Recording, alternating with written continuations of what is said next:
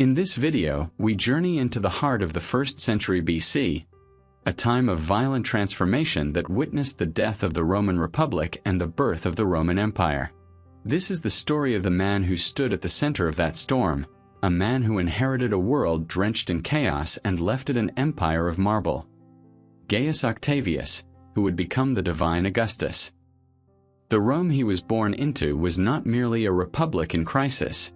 It was a civilization in its death throes. For 100 years, the Italian peninsula and its sprawling territories had known almost no true peace. Generations were born and died without ever experiencing a life free from the shadow of civil war. The very idea of a stable state, governed by law and tradition, seemed like a faded myth, a story told by old men about a time that could never return. The Republic's institutions, designed to govern a small city-state, had buckled and shattered under the weight of an empire that stretched from Spain to Syria. The immense wealth pouring in from conquered lands did not bring prosperity to all. Instead, it created a chasm between the fantastically rich and the desperately poor. This wealth poisoned the political system, turning elections into auctions and public office into a means for personal enrichment. Senators, once revered as the fathers of the state, now behaved like rival warlords, carving up the world for their own benefit. The engine of this chaos was the army. Once a citizen militia that defended the homeland, the legions had transformed into professional killing machines, loyal not to the Senate and people of Rome, but to the ambitious generals who paid them and promised them land upon retirement. First came Gaius Marius, a brilliant general who opened the army to the landless poor, creating a powerful new political tool. Then came Lucius Cornelius Sulla, who took the horrifying next step. He marched his own legions on Rome itself, an act of sacrilege that broke the ultimate taboo. Sulla then introduced the world to a new instrument of political terror: the proscriptions. These were not mere arrest warrants. They were death lists, posted publicly in the forum. Anyone whose name appeared on the list could be killed by any citizen for a reward. Their property was confiscated by the state, their children and grandchildren barred from public office forever. It was a systematic slaughter of the political opposition, a wave of terror that saw thousands murdered and filled Sulla's treasury. Rome's streets ran with Roman blood, shed by Roman hands. Even after Sulla's retirement, the cycle of violence only accelerated. Great men, titans of their age, tore the Republic apart in their struggle for ultimate power. Gnaeus Pompey, known as Pompey the Great, and the endlessly ambitious Marcus Licinius Crassus dominated the political scene. And then came the man who overshadowed them all, Gaius Julius Caesar, a man of breathtaking genius, both as a general and a politician. His conquest of Gaul brought immense glory and wealth to Rome, but his personal army, fanatically loyal to him, posed a mortal threat to the old order. The Senate, led by Pompey, saw him as a would-be king, a tyrant who would destroy what little remained of their ancestral liberties. The confrontation was inevitable. When Caesar crossed the Rubicon River with his legion, it was more than an act of rebellion. It was a declaration that the Republic was dead, and that from now on, power would be decided not by votes, but by swords. The civil war between Caesar and Pompey was a global conflict, fought across the Mediterranean world. Caesar's ultimate victory and his appointment as dictator for life seemed to promise an end to the chaos. He was a radical reformer, a populist who sought to fix the broken state. But to the old aristocracy, his supremacy was intolerable.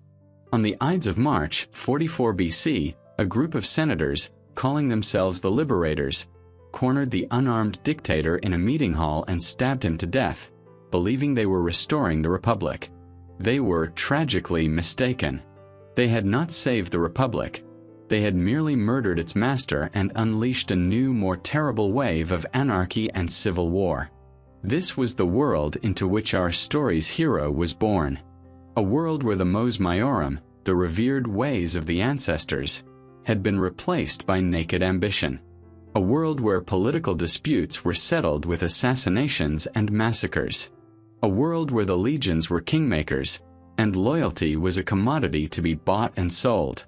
It was a society sick with violence, exhausted by decades of internal conflict, and desperately, profoundly yearning for peace, at any price. It was in the year 63 BC, the very year that the great orator Cicero, as consul, exposed the conspiracy of Catiline and saved the city from internal rebellion, that a boy was born into a wealthy but not quite top-tier family. A boy named Gaius Octavius.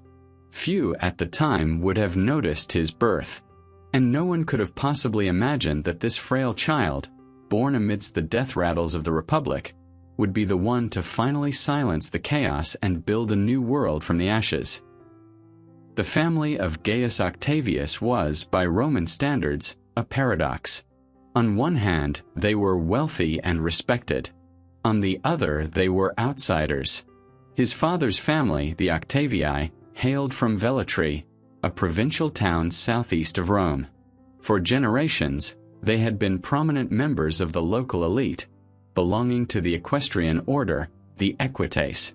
This was the class of businessmen, bankers, and public contractors who formed the financial backbone of the Republic.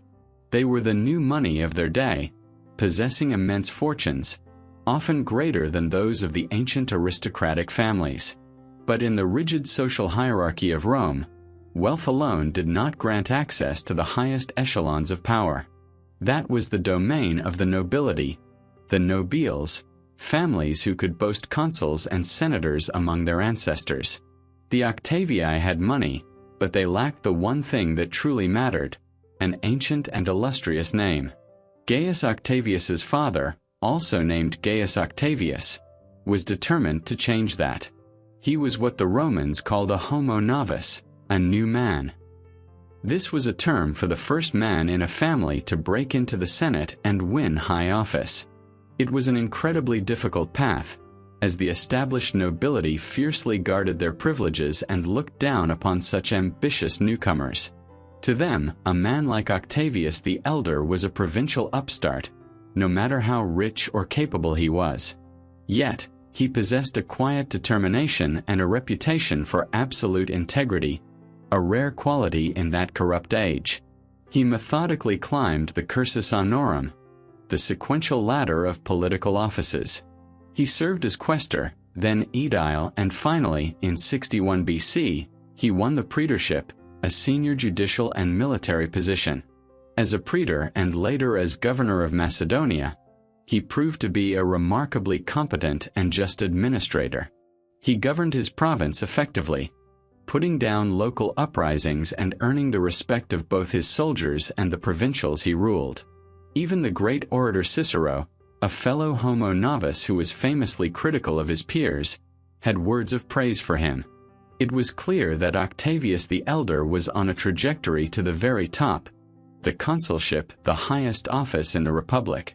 He was on the verge of establishing the Octavii as a new noble family, of giving his children the status he had fought so hard to achieve.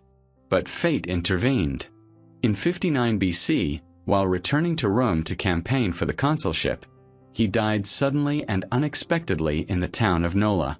His promising career was cut short, and his family's ascent came to an abrupt halt. The death of his father was the first major turning point in the life of the future emperor. He was only 4 years old. He would grow up without a father figure to guide him through the treacherous world of Roman politics, to teach him how to build alliances and navigate the Senate. The family was now led by his mother, Asia, and this loss fundamentally shifted the center of gravity in the young boy's life. Had his father lived, young Octavius might have followed a more conventional path, slowly building a career on his father's reputation as a respectable new man. He would have been known as the son of a capable, but ultimately second-tier political figure. Instead, his father's death left a vacuum. It was a vacuum that would be filled by the other side of his family, his mother's side. The Octavii had provided the financial security and the pragmatic, business-like mindset. They were grounded, practical people who understood the power of money and efficient administration. This heritage would instill in the young boy a meticulous attention to detail, a talent for finance, and a deep-seated caution that would define his entire life.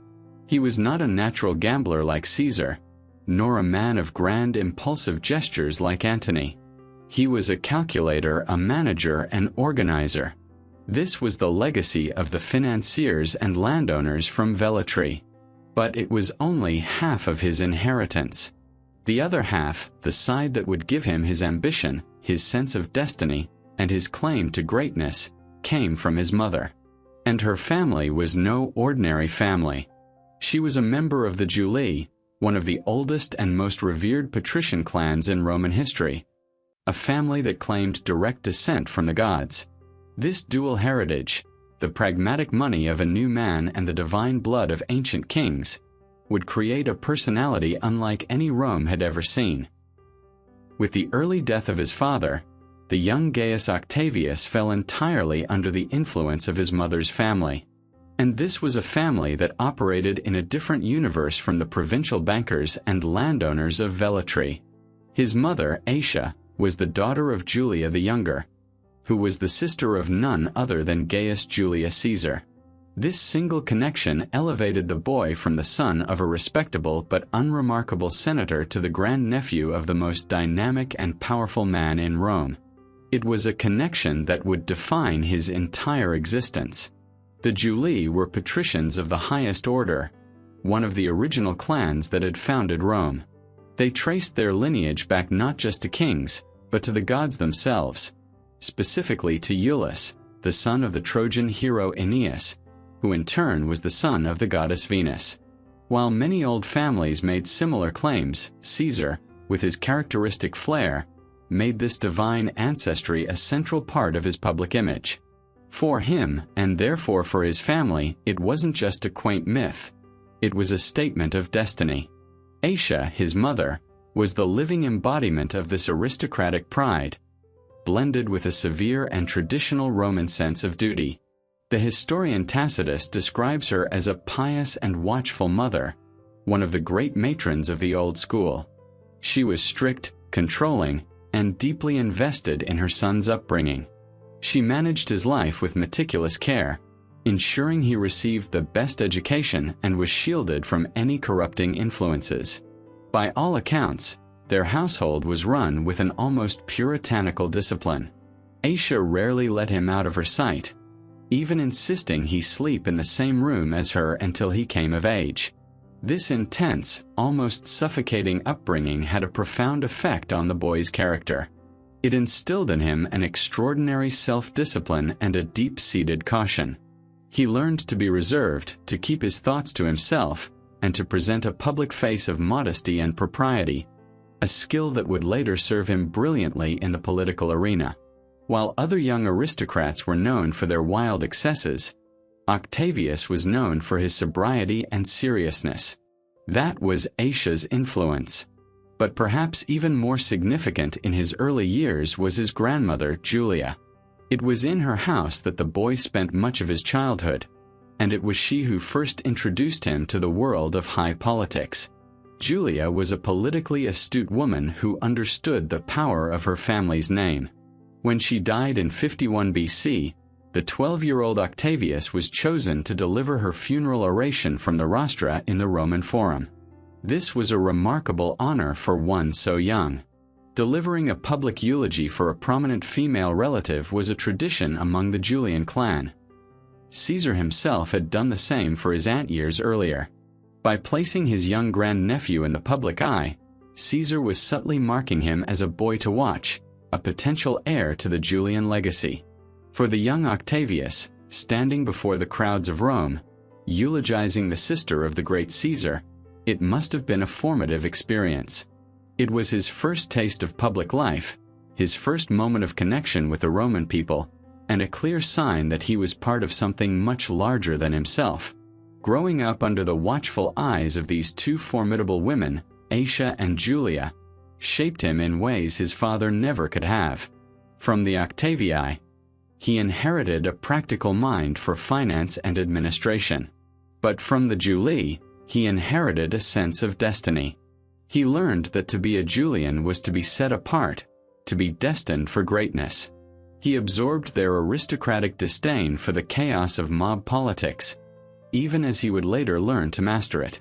He saw firsthand, through his connection to Caesar, how immense popularity and a divine narrative could be forged into the ultimate political weapon.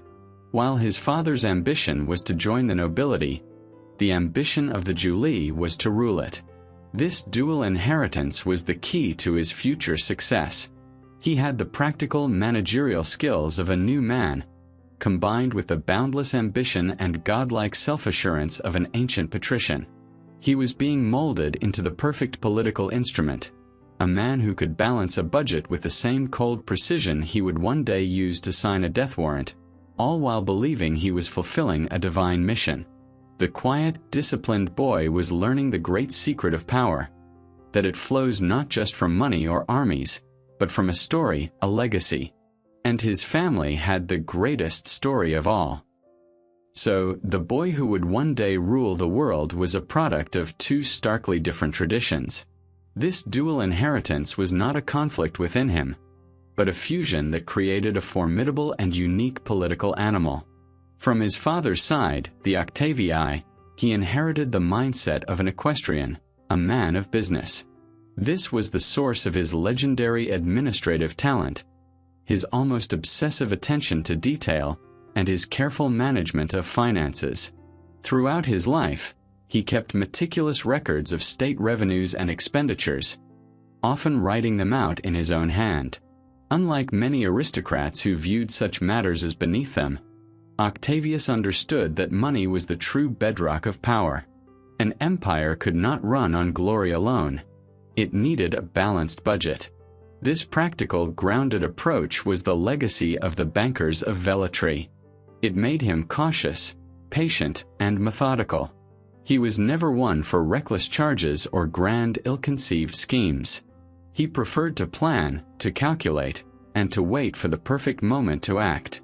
But this calculating pragmatism was supercharged by the legacy of his mother's side, the Julii. From them, he inherited a profound sense of destiny and an unshakable belief in his own superiority. Growing up in the shadow of his great-uncle Julius Caesar, he learned that the rules that applied to other men did not necessarily apply to him. The Julii did not just participate in Roman politics. They sought to dominate it. They believed it was their birthright. This instilled in him a boundless ambition that a simple country nobleman's son could never have possessed. It gave him the audacity to see himself not just as a senator or a consul, but as the potential savior and master of Rome. While his father's family taught him how to acquire and manage power, his mother's family taught him why he was entitled to it. This combination made him incredibly dangerous. He had the patience of a banker waiting for a loan to mature, and the ambition of a god claiming his divine right. After his father's death, his mother Asia remarried. Her new husband was Lucius Marcius Philippus, a former consul and a respected, if somewhat conventional, member of the aristocracy. Philippus was a cautious man who, despite his high standing, largely tried to stay out of the dangerous political currents of the day.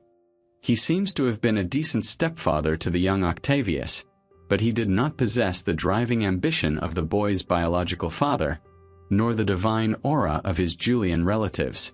His primary influence was likely one of restraint, further reinforcing the boy's natural tendency towards caution. Living in his stepfather's house, Octavius would have observed the life of a traditional Roman senator, learning the protocols and customs of the ruling class.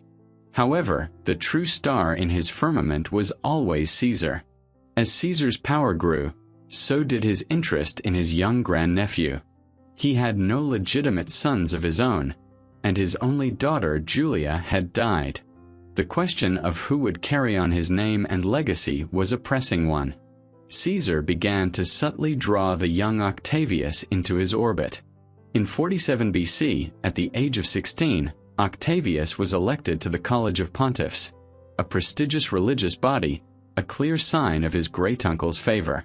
A year later, in 46 BC, Caesar celebrated his spectacular triumph over his enemies in Gaul, Egypt, Pontus, and Africa. It was a multi-day extravaganza designed to cement his absolute mastery of the Roman world. And there, riding in a chariot behind the triumphant dictator, was the young Octavius, despite being in poor health at the time. To the Roman public, the message was unmistakable. Caesar was presenting this boy to the world. He was a Julian, a potential successor. This proximity to Caesar was the final, crucial element in his political education. He wasn't just hearing stories about power. He was seeing it in action at the highest possible level. He observed how Caesar masterfully manipulated the Senate, how he cultivated the loyalty of the common people through generosity and spectacle, and how he commanded the unwavering devotion of his soldiers. He saw how Caesar was beginning to blur the lines between a magistrate of the Republic and a living god, a Hellenistic-style monarch. These were lessons he would never forget. He was learning that power was a performance, a carefully constructed illusion. His quiet, observant nature made him an excellent student. While others might have been dazzled by the spectacle, Octavius was analyzing the machinery behind it. The fusion of his two bloodlines was now complete. The pragmatism of the Octavii gave him the tools to build and manage an empire. The divine ambition of the Julii gave him the will to claim it. All he needed now was an opportunity, a moment when the world would break, and he would be there to pick up the pieces and reshape them in his own image. That moment was coming far sooner than anyone could have predicted. There was, however, a profound and persistent shadow that hung over this privileged and ambitious young man: his own body. In the Roman world, leadership was inextricably linked to physical vitality. A great man was expected to be robust, to lead his troops from the front, to endure the same hardships as his common soldiers, and to project an aura of unbreachable strength. Julius Caesar was a man of remarkable physical endurance, just as his rival Pompey had been. Mark Antony was a figure of legendary stamina and charisma, a soldier's soldier who thrived in the grit of the campaign trail. This was the Roman ideal of a leader, a warrior first and foremost. Gaius Octavius was the complete antithesis of this ideal. From his childhood until his death at the age of 75, he was plagued by a relentless series of illnesses. His biographer Suetonius provides a clinical list of his ailments. He suffered from rashes and skin conditions, from severe joint pain in his hands and legs, from recurring respiratory problems, and from issues with his liver and spleen. He was extraordinarily sensitive to both heat and cold, needing to wear multiple layers of clothing even indoors during the winter, while suffering greatly under the summer sun. Throughout his life, he would be struck down by fevers and illnesses that were often so severe.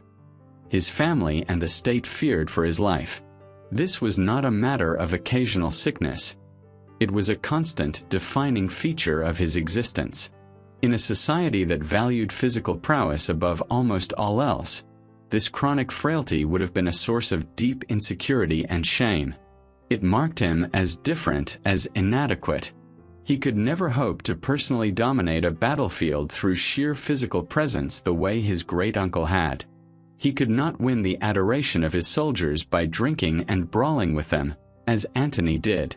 This physical limitation was a profound disadvantage, and it would have broken a lesser man. But for Octavius, it became the crucible in which his unique genius was forged. Since he could not rely on his body, he was forced to rely entirely on his mind. This constant battle with his own health fostered in him a set of skills that his more robust rivals lacked. It taught him patience and the importance of careful planning. When you cannot guarantee you will be healthy enough to command in a crisis, you learn to prepare for every possible contingency. It also made him a keen observer of others. Unable to always be the central actor on the stage, he became a master of watching from the wings, studying people, identifying their strengths, their weaknesses, their ambitions. He developed a preternatural ability to judge character, to know who to trust, who to watch, and who to use. Most importantly, his physical weakness forced him to master the art of delegation. This was perhaps his greatest and most un-Roman talent. The Roman political system was built on individual ambition and intense competition. Great men were notoriously jealous of their subordinates, often fearing that a successful lieutenant would become a future rival. Octavius could not afford such vanity. He knew he was not a great general. Therefore, he did what no other Roman leader had done so systematically. He found men who were. The most important of these was Marcus Vipsanius Agrippa. Agrippa was a lifelong friend of Octavius, a man of humble birth but of supreme military genius. He was a brilliant strategist and a peerless naval commander. Where Octavius was frail and cautious, Agrippa was powerful and decisive. A different leader might have envied or feared Agrippa's talents. Octavius, with cold, clear-eyed pragmatism, recognized Agrippa as his greatest asset. He empowered him completely, giving him command of his armies and fleets, and trusted him to win the victories that he himself could not. This ability to identify and utilize the genius of others without jealousy was the secret weapon forged by his physical inadequacy. His leadership was not one of personal charisma on the battlefield, but of a chief executive, a master strategist who knew how to assemble and direct the perfect team. Furthermore, his sickly appearance became a form of political camouflage. Throughout his early career, his powerful rivals, particularly the formidable Mark Antony, consistently underestimated him. They saw a frail, bookish, unhealthy boy. They mocked him, dismissed him, and never truly saw him as a serious threat until it was far too late. They mistook physical weakness for weakness of will, a fatal error in judgment. Octavius understood this and cultivated an image of modesty and ill health, allowing his opponents' arrogance to become their downfall. They prepared for a physical contest, a battle of strength, while he was waging a completely different kind of war, a war of intellect, patience, and relentless, hidden determination. His weakness made him invisible to his enemies, and in the brutal world of Roman politics, to be underestimated was a priceless advantage. Julius Caesar was a man who understood power in all its forms, and he was not blind to his grandnephew's physical limitations. But where others saw only weakness, Caesar appears to have recognized a different kind of strength. He saw the boy's sharp, analytical mind, his quiet discipline, and his serious demeanor. Perhaps he saw these qualities as a necessary balance to his own audacious and sometimes reckless nature. Or perhaps he simply saw in the boy the only available vessel for his family's bloodline and legacy. Whatever his reasoning, in the final years of his life, Caesar began to take a more direct and deliberate role in shaping the boy's future. He was no longer just a relative. He was becoming a project. One of Caesar's first moves was to solve a problem of social status. While the Julii were patricians, Octavius had been born into his father's family, the Octavii, who were plebeians, albeit wealthy ones from the equestrian class. To have the highest career prospects and to truly inherit the Julian mantle, the boy needed to be a patrician himself. So, in 45 BC, Caesar used his powers as dictator to pass a special law, the Lex Cassia de Pactiones, which allowed him to elevate certain families to patrician rank. Among the first to be promoted was the family of his grandnephew. With this single legal act, Caesar erased the final barrier to the boy's advancement. He was no longer a homo novus, a new man aspiring to join the elite. He was now fully a part of it, a member of Rome's ancient aristocracy by law as well as by blood. The ultimate sign of Caesar's intentions, however, was his plan for the Great Parthian Campaign. This was to be the crowning achievement of his military career. Years earlier, the Parthian Empire had inflicted a humiliating defeat on Rome, killing the triumvir Marcus Crassus and capturing the sacred legionary standards at the Battle of Carrhae. For Rome, this was a stain on its honor that had to be avenged.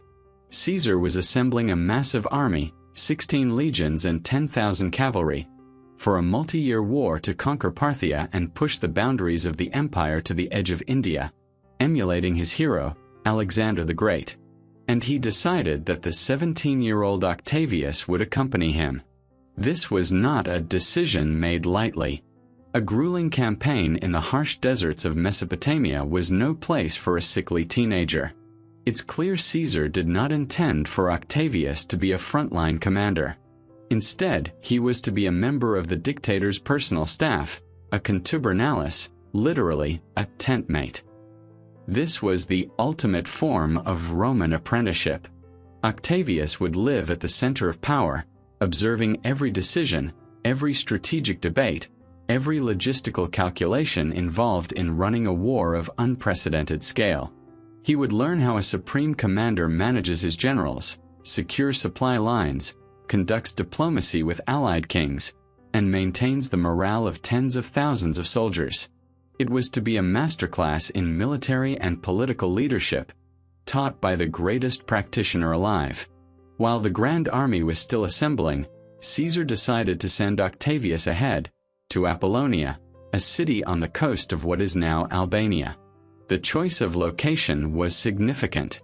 Apollonia was a major Roman military base, where several of the legions for the Parthian campaign were stationed.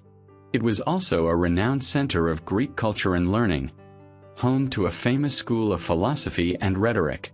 Here, Octavius was meant to complete his education in a way that perfectly embodied the Roman ideal. He would spend part of his day with military tutors, toughening his body as much as possible and learning the fundamentals of military command alongside the legionary officers. The other part of his day would be spent with Greek masters, sharpening his mind and perfecting the art of public speaking. He was not sent alone. With him were his closest friends, including the indispensable Marcus Agrippa and another young man of talent, Salvidianus Rufus. Together, they formed a small court around the heir apparent, studying and training, all while waiting for the dictator to arrive and lead them on the great conquest of the East. For Octavius, this must have felt like the true beginning of his life. He had been given every possible advantage by the most powerful man on earth. He had a new elevated status, a place of honor in the greatest military expedition of the age, and a clear path to future glory. His future seemed assured, written in the stars by his divine relative turned patron. In the winter of 44 BC, living in Apollonia, he was a young man on the cusp of greatness, poised to step onto the world stage at the right hand of a living god. He was waiting for his future to begin. He had no idea it was about to be violently rewritten by a dagger in a Roman Senate house. Apollonia was the perfect environment for the final stage of Octavius's grooming. It was a city where two worlds met: the raw, disciplined power of the Roman legions and the refined intellectual culture of Greece. While his friends like Agrippa likely spent most of their time with the legions, absorbing the practical arts of war, Octavius dedicated himself to mastering the most important weapon in a Roman aristocrat's arsenal: rhetoric, the art of persuasion. In the Roman Republic, rhetoric was not a mere academic exercise. It was the key to a political career. It was through powerful oratory that a man convinced the people to vote for him, persuaded the Senate to pass his laws, and inspired his soldiers to fight and die for him. A man who could not command a room with his words could never hope to command Rome. His primary tutor in this art was one of the most famous masters of the age, Apollodorus of Pergamon. Apollodorus was a leading proponent of a particular school of rhetoric known as Atticism. To understand the significance of this, one must understand the great stylistic debate of the era. The most popular style of oratory at the time was the so-called Asiatic style. It was flamboyant, emotional, and ornate, filled with complex sentences, elaborate metaphors, and dramatic flourishes. It was designed to overwhelm an audience, to sweep them away on a tide of passion. Great orators in this style were like rock stars, whipping the crowds into a frenzy. Atticism was the complete opposite. It was a philosophy of restraint. It championed a plain, direct, and unadorned style of speaking. Its proponents argued that the goal of oratory was not to arouse emotion, but to achieve clarity. They believed in the power of pure logic, precise language, and perfectly structured arguments. An Attic orator did not shout, he reasoned. He did not perform, he explained. He sought to convince the mind, not to inflame the heart. It was a style that demanded immense intellectual discipline and confidence, for it relied on the strength of the argument alone, stripped of all theatrical tricks. For the young Octavius, this style was a perfect match for his natural temperament. He was not a man of fiery passions or theatrical charisma. He was cool, detached, and analytical. To attempt the emotional, grandstanding style of an Asiatic orator would have been unnatural for him, and the Roman crowds would have seen it as a poor imitation. The Attic style, however, allowed him to turn his perceived weaknesses into strengths. His natural reserve was no longer a liability. It became a sign of sober authority. His unemotional delivery was not a lack of passion. It was the mark of a man guided by pure reason, not by fleeting emotion. Apollodorus taught him how to construct an argument like an engineer builds a bridge. Every piece perfectly placed, with no unnecessary ornamentation, creating a structure that was simple, elegant, and unbreakable. Day after day, in the lecture halls of Apollonia, he honed this intellectual weapon. He learned how to dissect his opponent's arguments, to expose their logical fallacies, and to present his own case with such devastating clarity that it seemed like common sense. This training would prove to be more valuable than any military exercise. In the years to come, he would face off against some of the most powerful and charismatic figures in Rome, most notably Mark Antony. Antony was a master of the passionate, soldierly style of speech. He could move crowds to tears and inspire legions to acts of fanatical bravery. But again and again, he would find his emotional appeals blunted and dismantled by Octavius's cold, precise logic. Antony spoke to the heart, but Octavius spoke to the head, and in the long, drawn-out political game that was to come, it was the cooler head that would ultimately prevail. And so the scene is set. In Apollonia, the future master of the world is completing his arsenal. While his great-uncle Caesar prepares the legions for a war of conquest, the young heir is mastering a different kind of warfare. He is learning that an army can win a battle, but a well-reasoned argument can win a nation.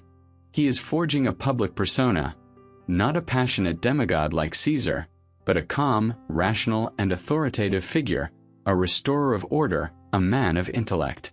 He is surrounded by his friends, studying, training, and preparing for a future he believes will be spent at his great-uncle's side, helping to govern a conquered world.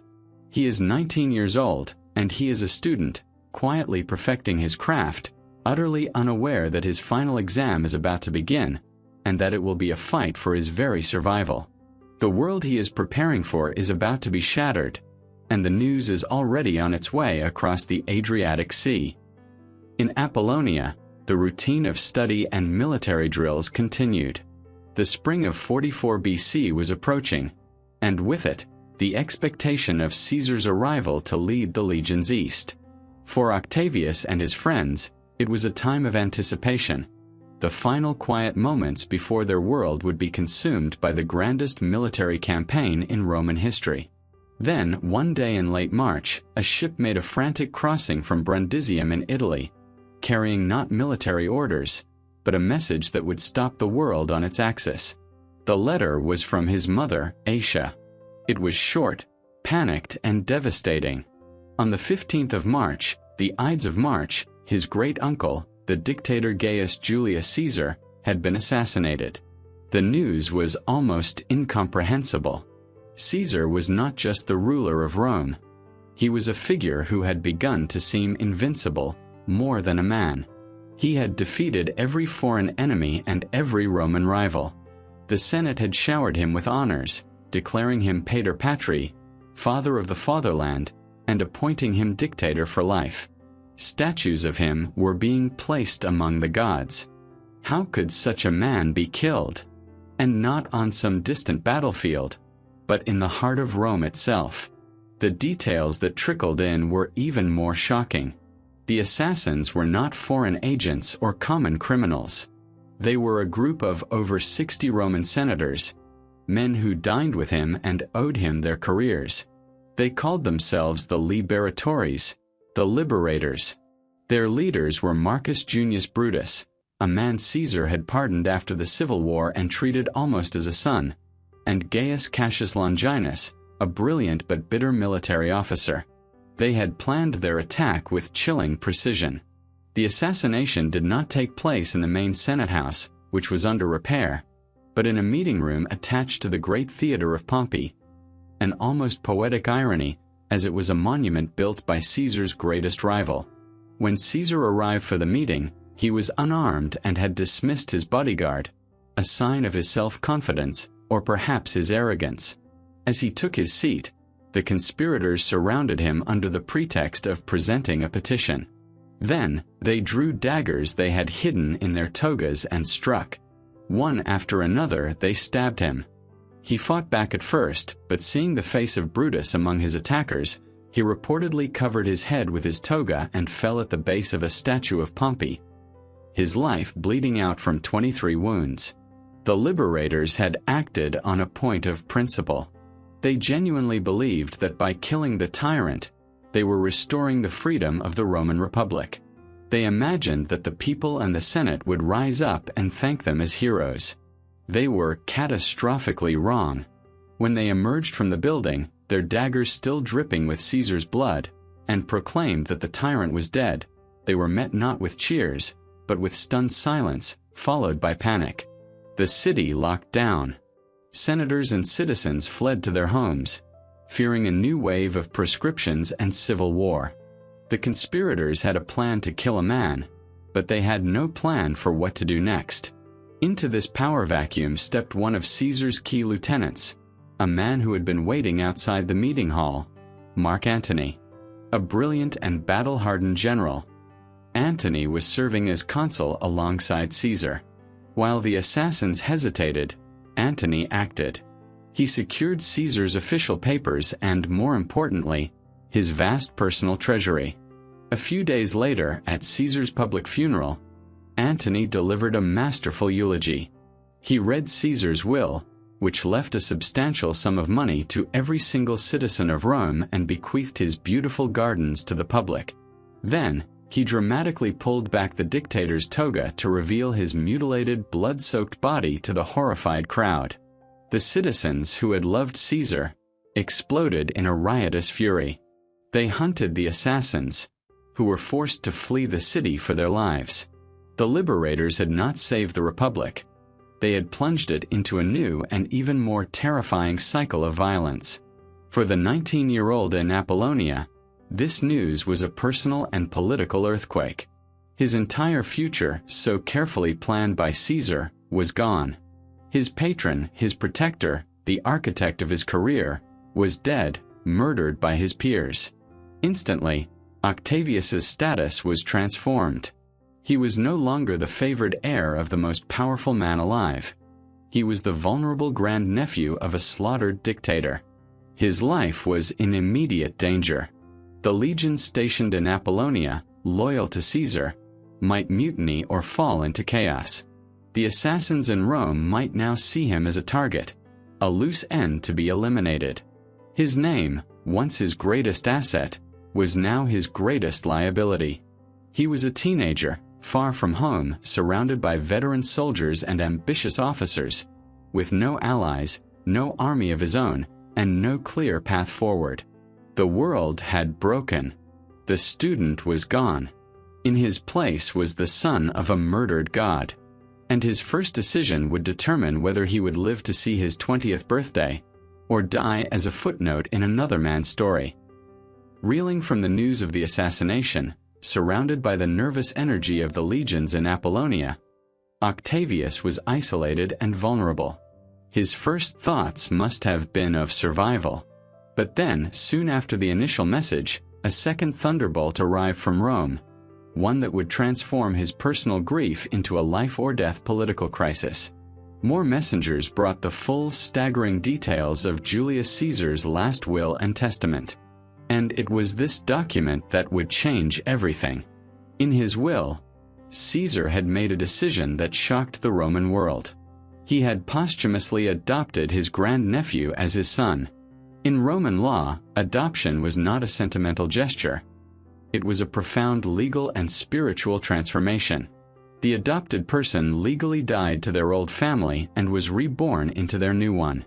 They took on the family's name, its status, its wealth, its network of political allies and dependents, and most importantly, its sacred obligations. At the moment the will was read, Gaius Octavius of the equestrian Octavii family ceased to exist.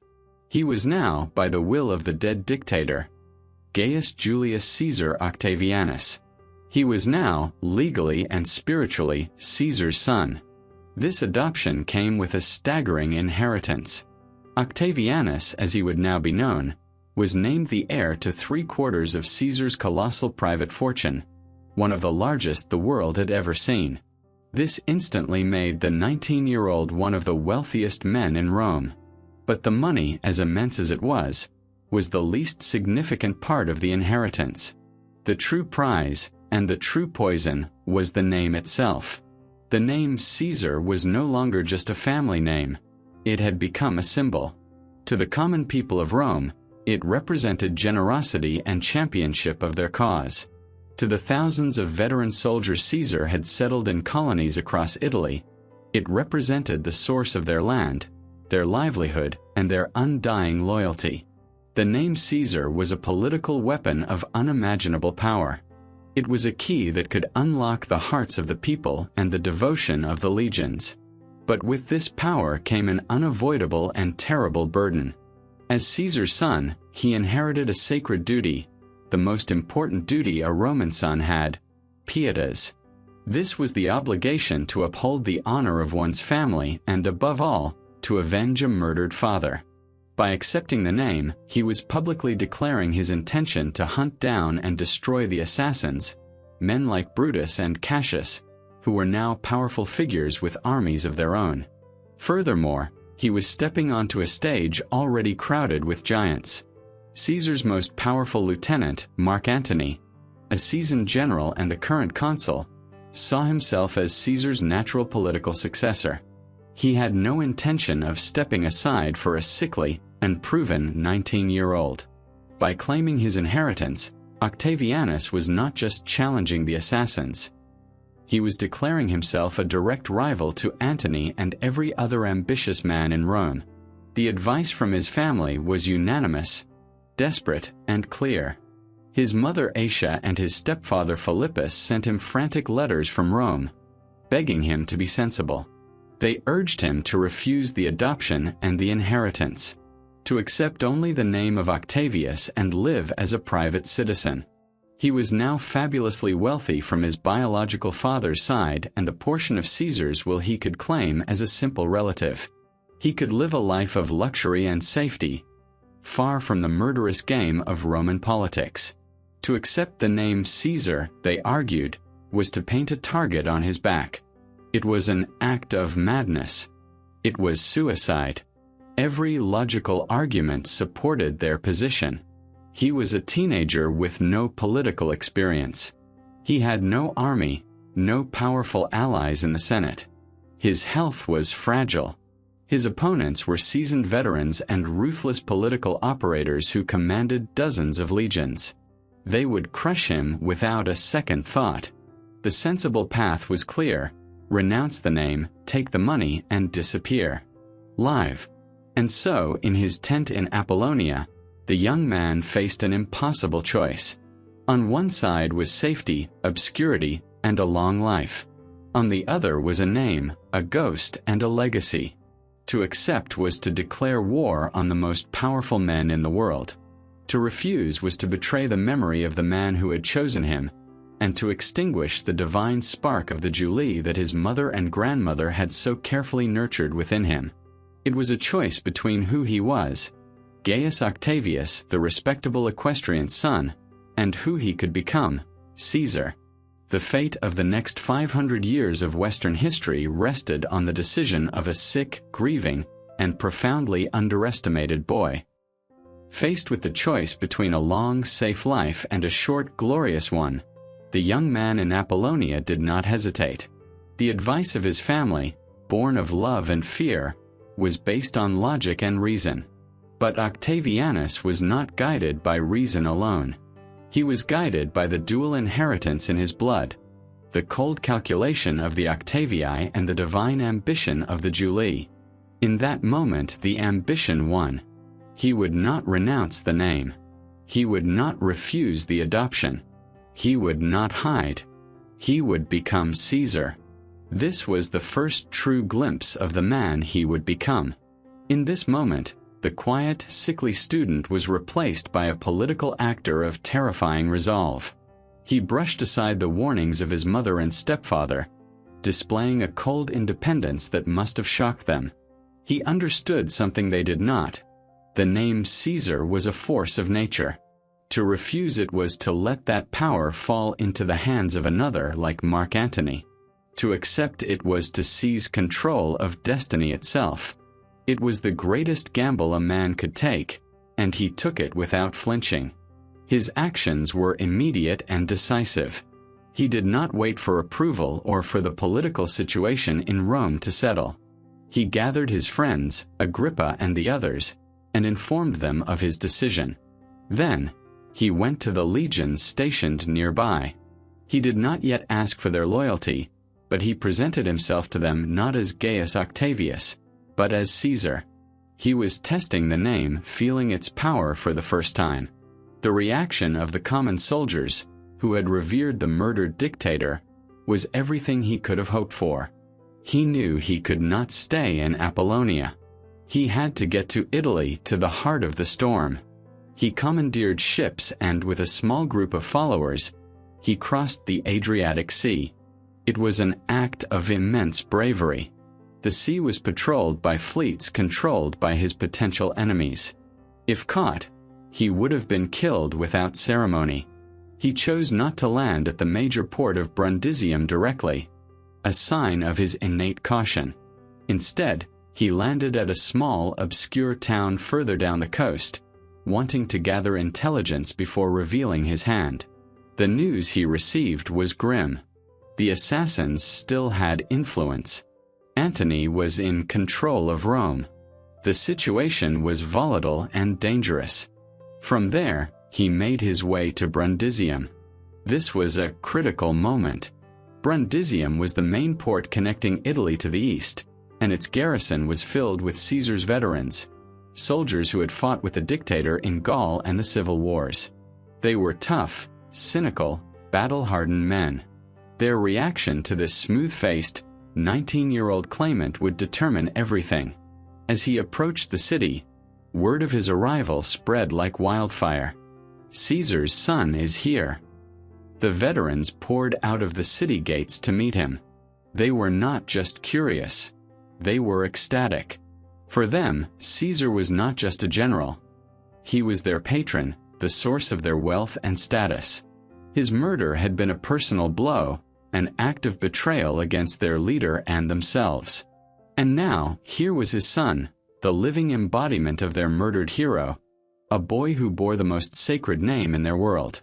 They saw in him a chance for continuity, for stability, and above all, for revenge.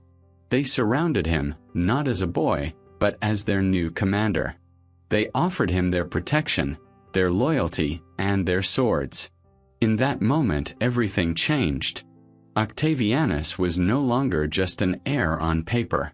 He now had the one thing that truly mattered in the dying republic: the loyalty of legions.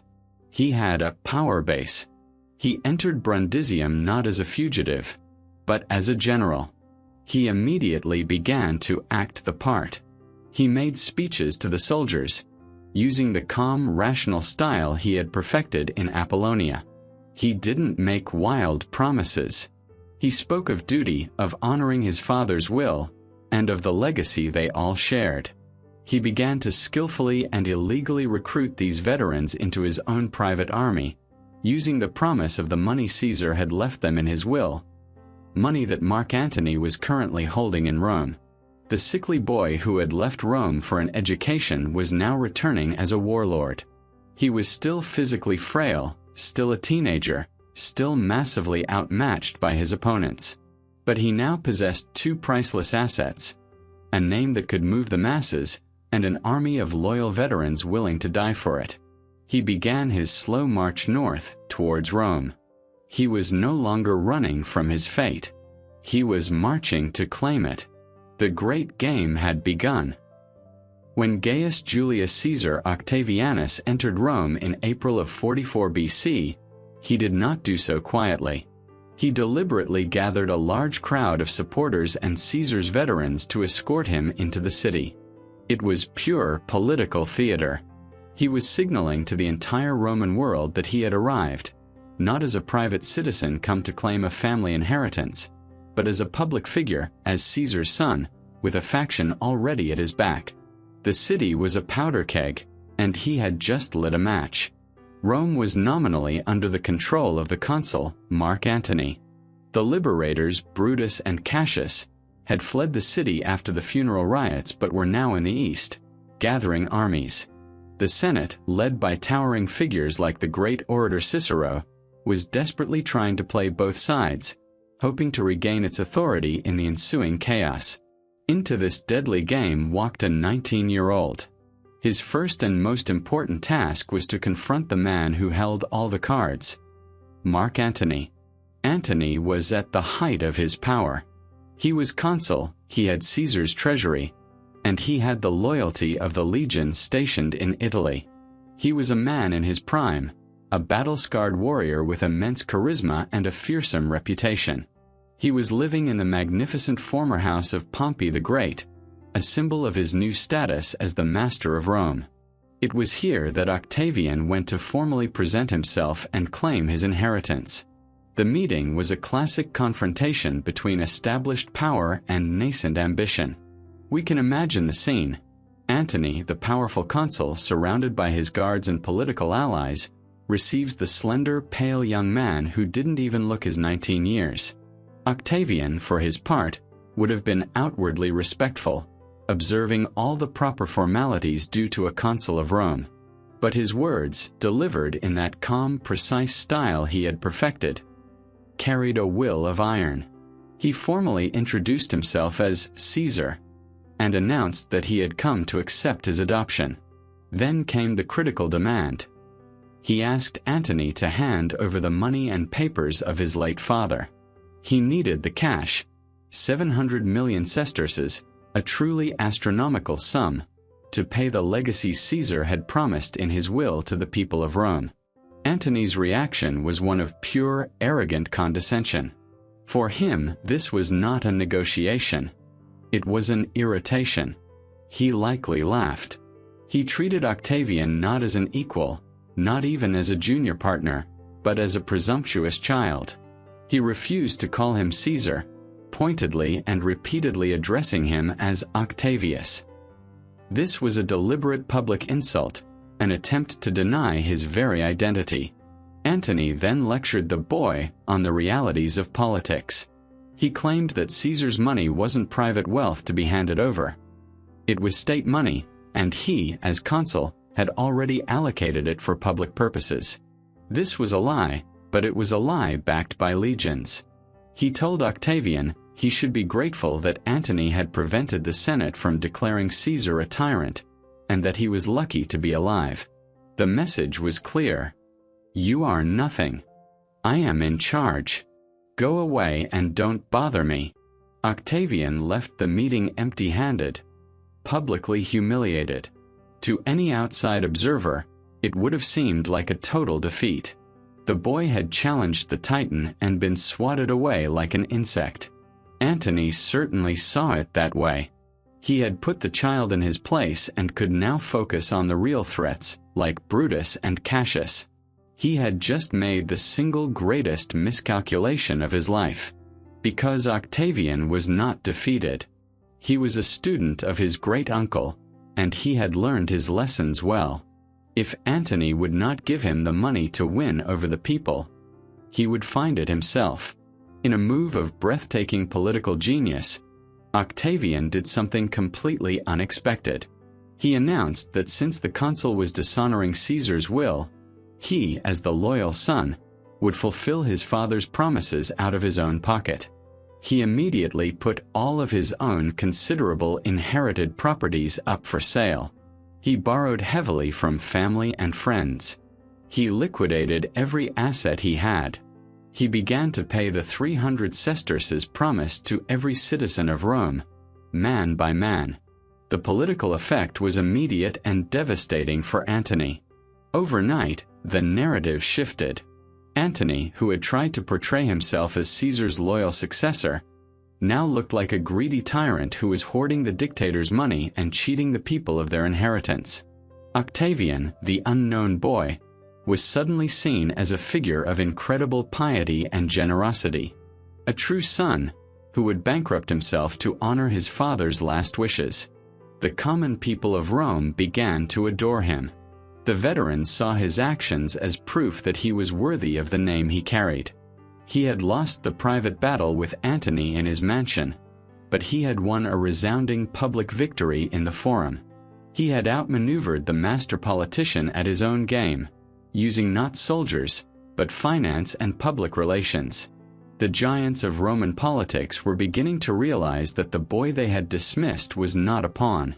He was a player. And he was just getting started. Octavian's public triumph in paying the legacies was a masterstroke, but it solved only one of his problems. He now had the love of the people and the growing loyalty of Caesar's veterans, but in the eyes of the law, he was still nothing more than a private citizen commanding an illegal private army. Mark Antony, though publicly embarrassed, was still the consul. He still controlled the state's official legions and was moving to secure for himself the governorship of Cisalpine Gaul, a strategic province in northern Italy from which he could dominate the peninsula. To Antony, Octavian was a nuisance, but the real enemy was the Senate, the institution Antony sought to bend to his will. It was in the complex and dangerous relationship between these two powers, Antony and the Senate, that Octavian saw his next opportunity. He needed legitimacy, and the only body that could grant it was the Senate of Rome. The Senate, for its part, was terrified. Its most powerful voice belonged to Marcus Tullius Cicero. Cicero was now in his 60s, an elder statesman who had seen it all. He was a titanic figure, the greatest orator Rome had ever produced, a man who believed with every fiber of his being in the old republic of laws and traditions. And he possessed a deep, visceral, and all-consuming hatred for Mark Antony. In Antony, Cicero saw everything he despised: a drunken, brawling demagogue, a man of brute force and no principles, a would-be king who would extinguish the last flames of Roman liberty. Cicero saw the coming conflict with Antony as the final battle for the soul of the Republic. But Cicero had a problem. Antony had legions. The Senate did not. The two consuls elected for the following year were competent men, but they would need a powerful army to confront Antony, and many of the state's best troops were still loyal to Caesar's memory, if not to Antony himself. This is when the young Octavian made his move. With astonishing audacity, he approached his great-uncle's most famous political opponent. He offered his services, and more importantly, his illegally recruited legions of Caesarian veterans, to the Senate. He presented himself not as an ambitious heir seeking power, but as a loyal son of the Republic, ready to use his father's soldiers to defend the Senate's freedom against the tyrant Antony. For Cicero, this was a devil's bargain, but one he felt he had no choice but to accept. He was a brilliant political analyst, but he shared Antony's fatal flaw. He fundamentally underestimated the boy. He saw a teenager who was popular with the soldiers but politically naive. He saw a tool, a weapon to be used against his great enemy. Cicero believed he could control the situation. He would use the boy's name, the name Caesar, to peel away veterans from Antony's army. He would give the boy official command, let him and the consuls fight Antony, and then, after the war was won, the Senate could easily thank the young man for his service and quietly push him aside. Cicero laid out this cynical strategy in his letters and speeches. He famously gave his assessment of the situation in a phrase that would go down in history: laudandum ornandum talendum. The young man, he said, should be praised, honored, and done away with. The final verb, talendum, was chillingly ambiguous. It could mean to elevate or to lift up, but it could also mean to eliminate or to get rid of. Cicero thought he was the master puppeteer, pulling the strings. He had no idea that the puppet was just as cunning and far more ruthless than he was. Beginning in late 44 BC, Cicero launched a blistering series of speeches in the Senate against Antony, known as the Philippics. They were masterpieces of political invective, painting Antony as a public enemy of the most depraved kind. At the same time, he began to champion the cause of the boy. He persuaded a reluctant Senate to make the unprecedented move of granting Octavian official status. They voted to make him a senator, giving him the right to speak in the Senate House. And then came the crucial prize. They granted him propraetorian imperium, the legal authority of a praetor to command troops on behalf of the state. In an instant, everything was legitimized. His private army was now an official army of the Roman Republic. The 19-year-old outlaw was now General Gaius Julius Caesar Octavianus, a commander in the service of the Senate and people of Rome. He had played the game perfectly. By aligning his personal quest for vengeance with the Senate's desperate need for a military champion, he had received the one thing money and a famous name could not buy: official power. The stage was now set for war. Antony, refusing to relinquish his command in Gaul, was declared an enemy of the state. The Senate dispatched its armies, led by the two consuls and their new, unervingly young third commander. The old master Cicero had given his chosen weapon the legal right to kill. He was confident he could put the weapon back in its box when the time came. He would soon learn that a Caesar, once unleashed, could not be so easily contained. The war began in the spring of 43 BC. The strategic situation was centered on the city of Mutina, in northern Italy. There, Mark Antony was besieging one of Caesar's assassins, Decimus Brutus. It was a situation layered with irony. The Senate's new champion, Caesar's son, was marching to rescue one of his adopted father's murderers. The senatorial army was a coalition of forces. The main body consisted of the state legions commanded by the two consuls for that year, Aulus Hirtius and Vibius Pansa, both experienced, if unexceptional, former officers of Caesar. Alongside them marched the third commander, the 19-year-old Octavian, leading his own legions of devoted Caesarian veterans. The clash, when it came, was brutal. In a series of engagements near Mutina in April, the senatorial forces managed to defeat Antony. Antony was a superb battlefield commander, but he was outnumbered and outmaneuvered. He was forced to break his siege and retreat west across the Alps, his army battered but not broken. On the surface, it was a stunning victory for the Senate. Cicero and his allies in Rome were jubilant. They had faced down the tyrant Antony and won. But the victory came at a strange and terrible price. In the first major battle, the consul Pansa was mortally wounded. A few days later, in the final engagement, the other consul, Hirtius, was killed while leading an assault on Antony's camp. Within the span of a few days, both of the Republic's chief magistrates were dead. All at once, the 19-year-old Octavian was the sole, undisputed commander of the entire victorious senatorial army. The convenience of this outcome was not lost on ancient historians, many of whom whispered that Pansa's doctors had perhaps not tried their hardest to save him, or that Hirtius's death in the chaos of battle was suspiciously opportune. Whether by incredible luck or by sinister design, the two men who stood between Octavian and supreme command had been neatly removed from the board. Back in Rome, the Senate, led by a triumphant Cicero, made its second fatal miscalculation regarding the boy. Believing that Antony was finished and that Octavian was no longer needed, they revealed their true intentions. They heaped honors not on Octavian, but on Decimus Brutus, the man he had just rescued. They declared a public celebration for the victory of one of Caesar's assassins. Then came the final unforgivable insult. The Senate sent a message to Octavian, commanding him to hand over his legions, the legions of his father, the veterans loyal only to him, to the command of Decimus Brutus. This was the moment the mask of the obedient servant of the Republic finally dropped.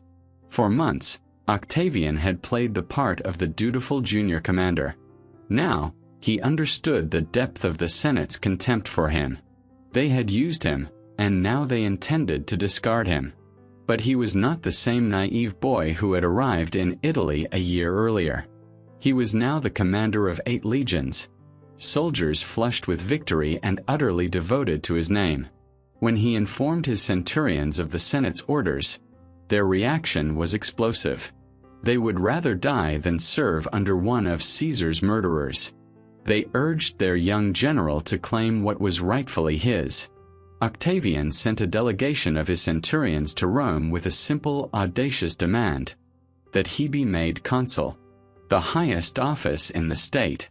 He was not yet 20 years old, far below the legal age requirement. The Senate, feeling secure in its authority, laughed off the demand. They had profoundly misjudged the man they were dealing with, and the power he now wielded. When the news of the Senate's refusal reached his camp, Octavian acted. He did what Sulla and his own adoptive father had done before him. He committed the ultimate act of treason against the Roman state. He gathered his 8 legions, turned them around, and marched on Rome. The news of his approach sent a wave of sheer panic through the city. The Senate was defenseless. The legions they had in the city were few and unreliable. When they were sent out to block Octavian's path, they immediately deserted and joined his army. Frantically, the Senate tried to backtrack. They sent messengers offering to concede to all his demands, to give him the consulship, to grant him anything he wanted. It was too late. Octavian was no longer negotiating. In August of 43 BC, he marched his army into the city without a single sword being drawn in its defense. He strode into the forum not as a petitioner, but as a conqueror. The terrified Senate was assembled, and under the watchful eyes of his legionaries, they formally elected Gaius Julius Caesar Octavianus as consul of the Roman Republic. He had not even reached his 20th birthday. The boy who had been praised, honored, and marked for elimination had instead eliminated the authority of his patrons. He had seized the ultimate prize, not through law or tradition, but through the iron fist of military force. His alliance with the Senate was over. A new, far more terrible alliance was about to be born. Now consul, with Rome under his military occupation, the 19-year-old Octavian moved with the cold precision that was becoming his trademark. His first official act was to pass a law, the Lex Pedia, which formally revoked the amnesty granted to Caesar's assassins and established a special court to try them in absentia. One by one, Brutus, Cassius, and all the other liberators were condemned to death as traitors. This gave Octavian the legal justification he needed. He was no longer just a son seeking private vengeance. He was the chief magistrate of Rome, legally empowered to wage war against enemies of the state. But he was also a pragmatist. He looked at the political chessboard and saw his own precarious position. In the West, Mark Antony, the man he had just helped defeat, was far from finished. After his retreat from Mutina, Antony had shown his formidable skill as a commander, leading his battered troops on a grueling march across the Alps and into Gaul. There, he had linked up with another powerful Caesarian governor, Marcus Aemilius Lepidus. Lepidus was a man of immense wealth but limited talent, yet he commanded a large, well-equipped army. Together, Antony and Lepidus now controlled a massive force that dwarfed Octavian's own. Meanwhile, in the east, the two leading liberators, Brutus and Cassius, were not idle. They had taken control of the wealthy eastern provinces, Greece, Macedonia, Syria, and were assembling one of the largest armies the Republic had ever seen, nearly 20 legions, funded by the vast tax revenues of the region. Octavian was trapped. He was the master of Italy, but he was caught between two enormous and hostile military blocs. To fight Antony and Lepidus in the west would be a bloody and protracted civil war. And even if he won, it would leave him weakened and vulnerable to the massive invasion from the east that Brutus and Cassius were surely planning. The Senate, which he had just subjugated, was useless to him. His fellow Caesarians were not his true enemies. The men who had murdered his father were. Antony and Lepidus, for their part, had reached the same conclusion. Fighting the young Octavian only served the interests of their common foe, the assassins. The three most powerful men in a Roman world, all of them connected to Caesar's legacy, were on a collision course that would only benefit the men who had destroyed him. The logical, if terrifying, solution was not to fight, but to unite. In October of 43 BC, the former enemies agreed to meet. The location they chose speaks volumes about the paranoia and mistrust that defined their new alliance. They met on a small island in the middle of a river near the city of Bononia, modern Bologna. It was neutral ground, where no one could spring an ambush. Each man brought with him 5 of his best legions, which camped on opposite sides of the river, watching.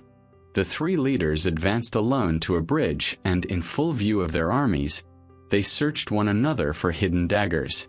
Only then, satisfied that they were all equally unarmed and equally treacherous, did they proceed to the island to negotiate for 2 full days. What emerged from that meeting was not a secret handshake deal like the First Triumvirate of Caesar, Pompey, and Crassus. This was something new, something far more formal and sinister. They created an official, legally constituted 3-man board of dictators. Its official title was the Triumviri Rei Publici Constituendi, the 3 men for the purpose of restoring the Republic. It was a masterpiece of cynical propaganda.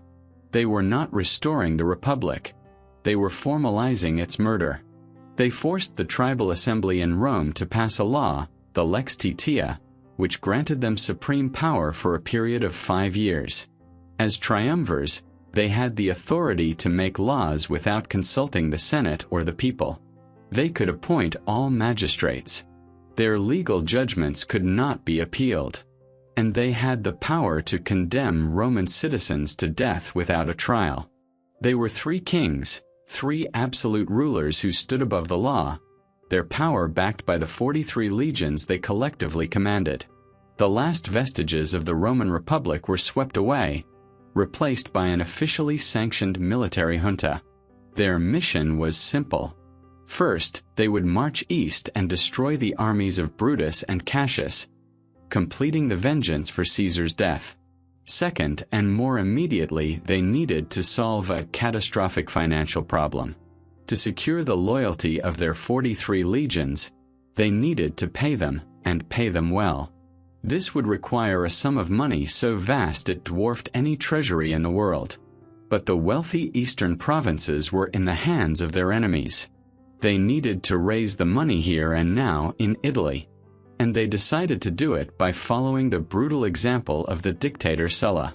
They would unleash a new reign of terror upon Rome, one that would make the previous civil wars look tame. They were about to bleed Italy white.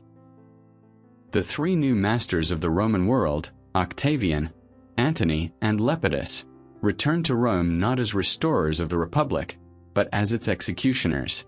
Their arrival in the city in November of 43 BC did not begin a period of reconciliation or stable governance. It began a reign of terror. Their first official act as triumvirs was to unleash the Proscriptions, and they did so with a cold-blooded efficiency that made Sulla's earlier purge seem almost restrained. The specter of Sulla had haunted Rome for a generation, a terrifying memory of lists, headhunters, and public slaughter. The triumvirs took his model and perfected it. Edicts were posted throughout the city and across Italy. They contained the first list of 130 senators and hundreds of wealthy equestrians, all of whom were declared outlaws. They were condemned to die without trial. Their property was to be confiscated by the state. A huge reward, 100,000 sesterces, was offered to any free man who brought in the head of a proscribed person. A slave who killed his proscribed master would be granted his freedom and a smaller, but still substantial reward. To shelter or aid a proscribed person was now a capital crime, punishable by death. Rome was plunged into a nightmare of paranoia and betrayal. The social fabric of the city dissolved overnight. No one was safe.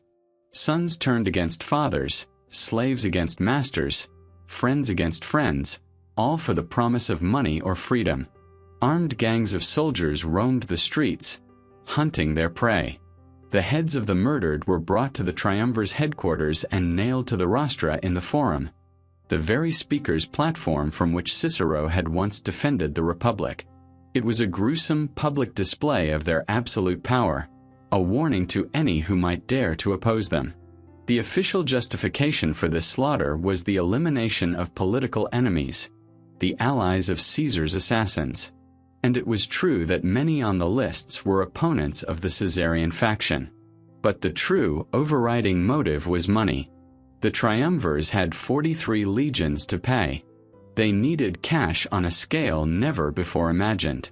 The proscriptions were, at their core, a massive state-sanctioned robbery. The lists deliberately targeted the wealthiest men in Italy.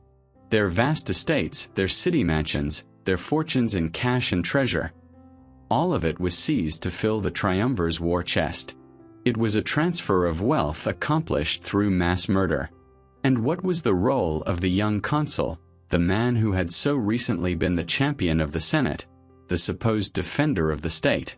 According to the ancient sources, Octavian was initially reluctant. He was the youngest, and perhaps he still clung to some ideal of lawful conduct. The historians Appian and Plutarch suggest that he argued against the proscriptions, but was overruled by the more bloodthirsty and pragmatic Antony and Lepidus. But whatever his initial reservations, they quickly vanished. Once the killing began, he pursued it with a ferocity that reportedly surpassed even that of his colleagues. The boy who had been praised for his piety and moderation was now personally signing death warrants. Suetonius writes that of the three, Octavian was the most ruthless in carrying out the purge, showing no mercy even to those who begged for their lives. This was a critical moment in his transformation. The calculated pragmatism he had inherited from his equestrian ancestors was now stripped of all morality. He saw the proscriptions not as an atrocity, but as a necessary if unpleasant business transaction. He needed money for his soldiers. The men on the lists had money. Therefore, the men on the lists had to die. It was that simple, that cold, that monstrous. Any pretense of being a principled leader, a restorer of order, was washed away in the blood of the men he condemned. The most chilling aspect of the proscriptions was the way the three triumvirs treated human life as a bargaining chip. As they drew up the lists, they made horrifying trades.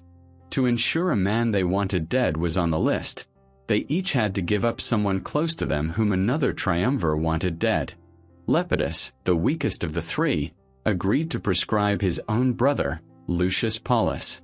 Antony, in turn, sacrificed his uncle, Lucius Caesar.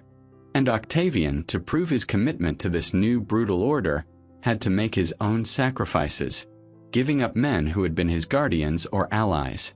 But there was one name on which Antony was absolutely insistent, one head he demanded above all others. It was the price for his full cooperation, the one death he would not negotiate. It was the head of Marcus Tullius Cicero. And for Octavian, this presented the ultimate test of his newfound ruthlessness. The name that Mark Antony demanded was non-negotiable. He hated many men, but he despised Marcus Tullius Cicero with a unique and venomous passion. Cicero's Philippics, the series of speeches denouncing Antony, had not just been political attacks. They were deeply personal, mocking Antony's character, his habits, his wife, and his ambition. Antony wanted him dead, and he wanted it to be a painful and humiliating death.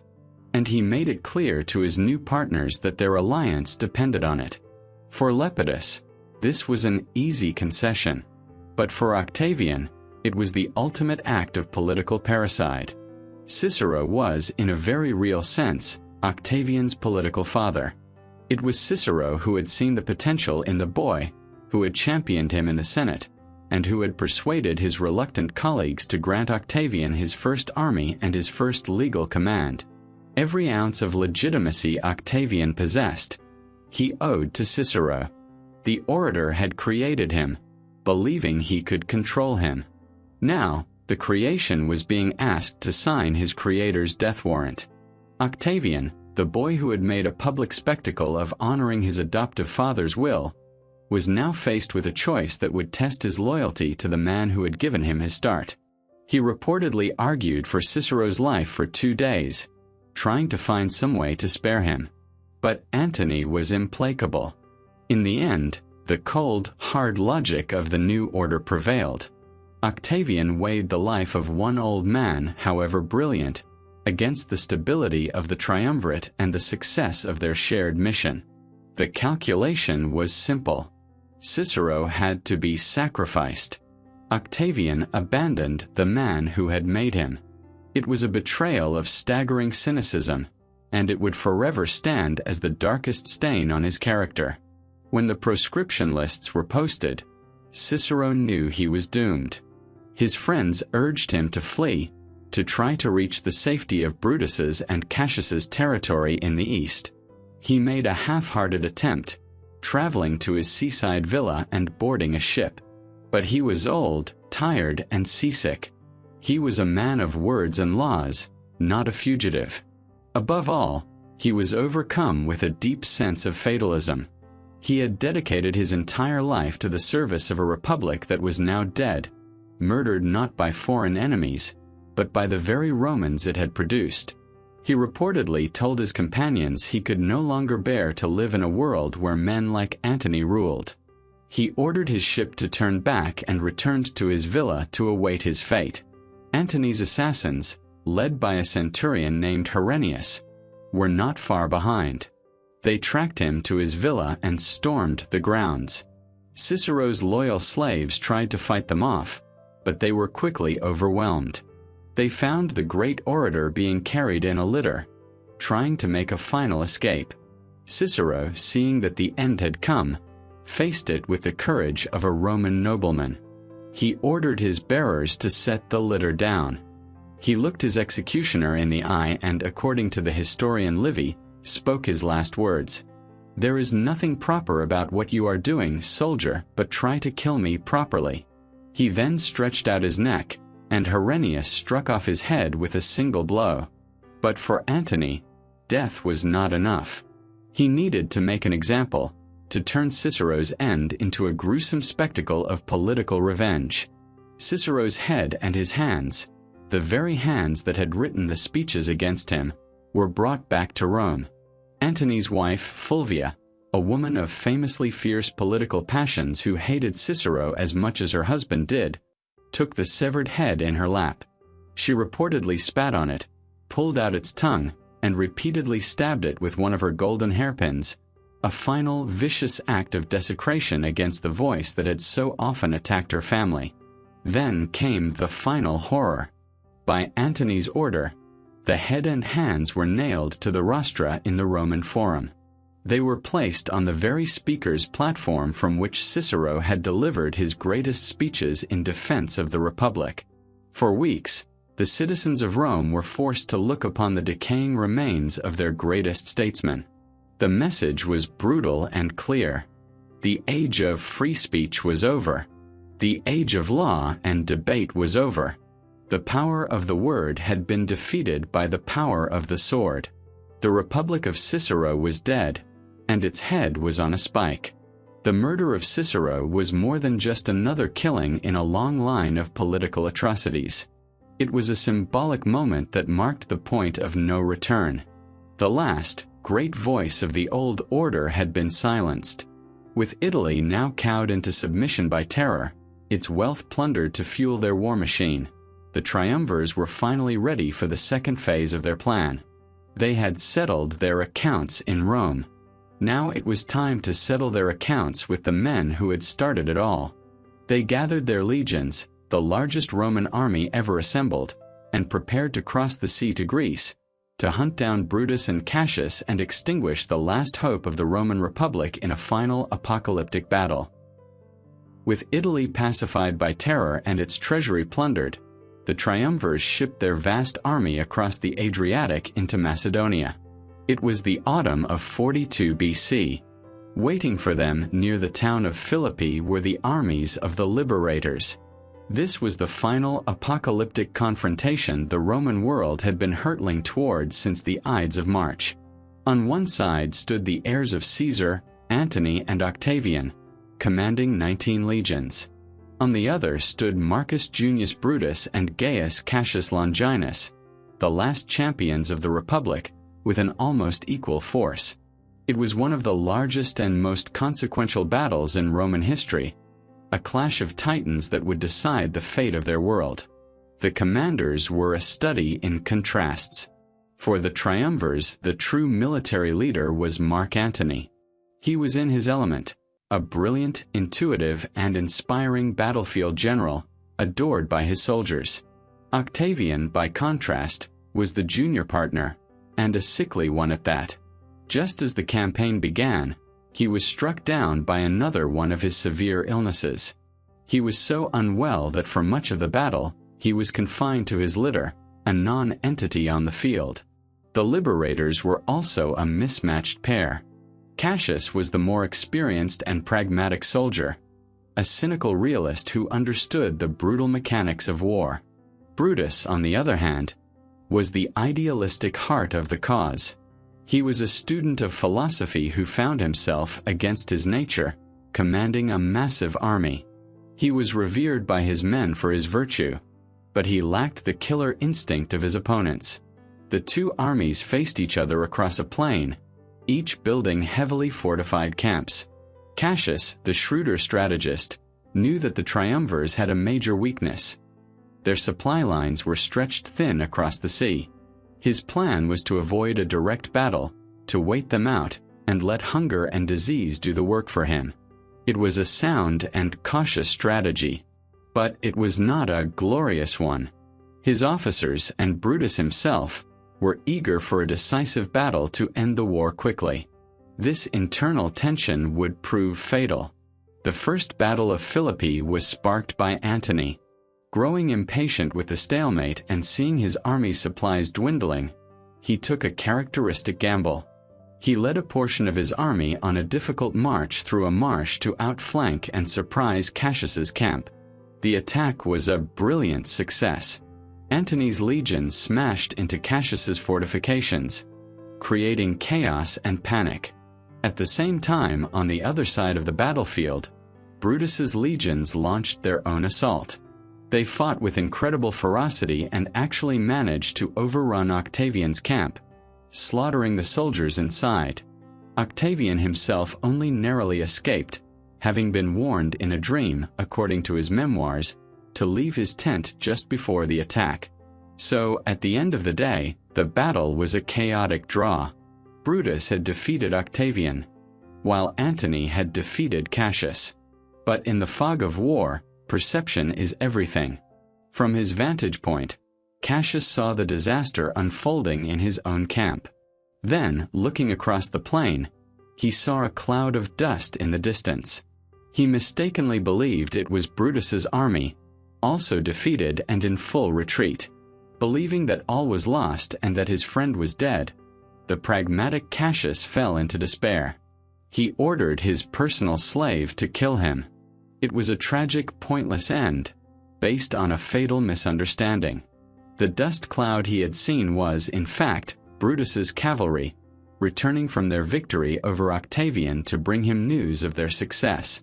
When Brutus found his friend's body, he was heartbroken, calling Cassius the last of the Romans. With Cassius gone, Brutus was now in sole command. For 3 weeks, an uneasy calm settled over the battlefield. Brutus wanted to stick to Cassius's original plan of attrition, but his officers, emboldened by their earlier success, pushed relentlessly for another pitched battle. His authority was wavering. Finally, against his better judgment, he relented. On a plain soaked by recent rains, the final battle for the Republic was fought. This time, there was no surprise, no complex maneuvering. It was a straightforward, brutal, head-on collision of Roman legions. The result was a slaughter. Antony's and Octavian's soldiers, better led and more experienced, methodically ground down Brutus's army. The lines broke, and the Republican soldiers fled. The battle was a complete and catastrophic defeat. Brutus managed to escape into the nearby hills with the remnants of his army. But he knew it was over. His cause was dead, his friends were dead, and his army was shattered. That night, surrounded by his last few loyal officers, the philosopher general who had killed his mentor to save the Republic concluded that his life's work had been for nothing. He asked one of his friends to hold his sword, and he ran upon it. The vengeance for Caesar was complete. His assassins were dead. Their armies were destroyed. There were no Republicans left to fight. Antony and Octavian were the undisputed masters of the Roman world. In the aftermath of the victory, Antony's prestige soared. He had been the architect of the win, the conquering general.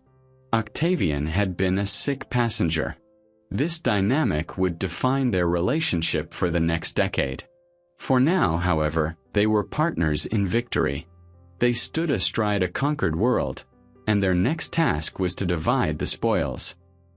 With the ghosts of Brutus and Cassius vanquished, the partnership between the victors was immediately put to the test. They had a world to divide. Antony, as the senior partner and the hero of Philippi, took the lion's share of the glory and the spoils. He was given command of the East, the glamorous, ancient, and fabulously wealthy provinces of Greece, Asia Minor, Syria, and Egypt. It was his task to restore order, raise new taxes, and enjoy the fruits of victory. Lepidus was handed the respectable but secondary prize of Africa, and Octavian, the young, sickly junior partner, was given the most difficult, dangerous, and thankless job of all. He was to return to Italy and oversee the demobilization of over 100,000 veteran soldiers. This was not a reward. It was a political death sentence. The veterans had been promised land, the traditional Roman payment for a lifetime of service. But there was no empty state land left in Italy. The only way to fulfill this promise was through mass confiscation, seizing private property from established Italian landowners. For the next 2 years, Italy was convulsed by a social and economic crisis. 18 prosperous Italian towns were designated for confiscation.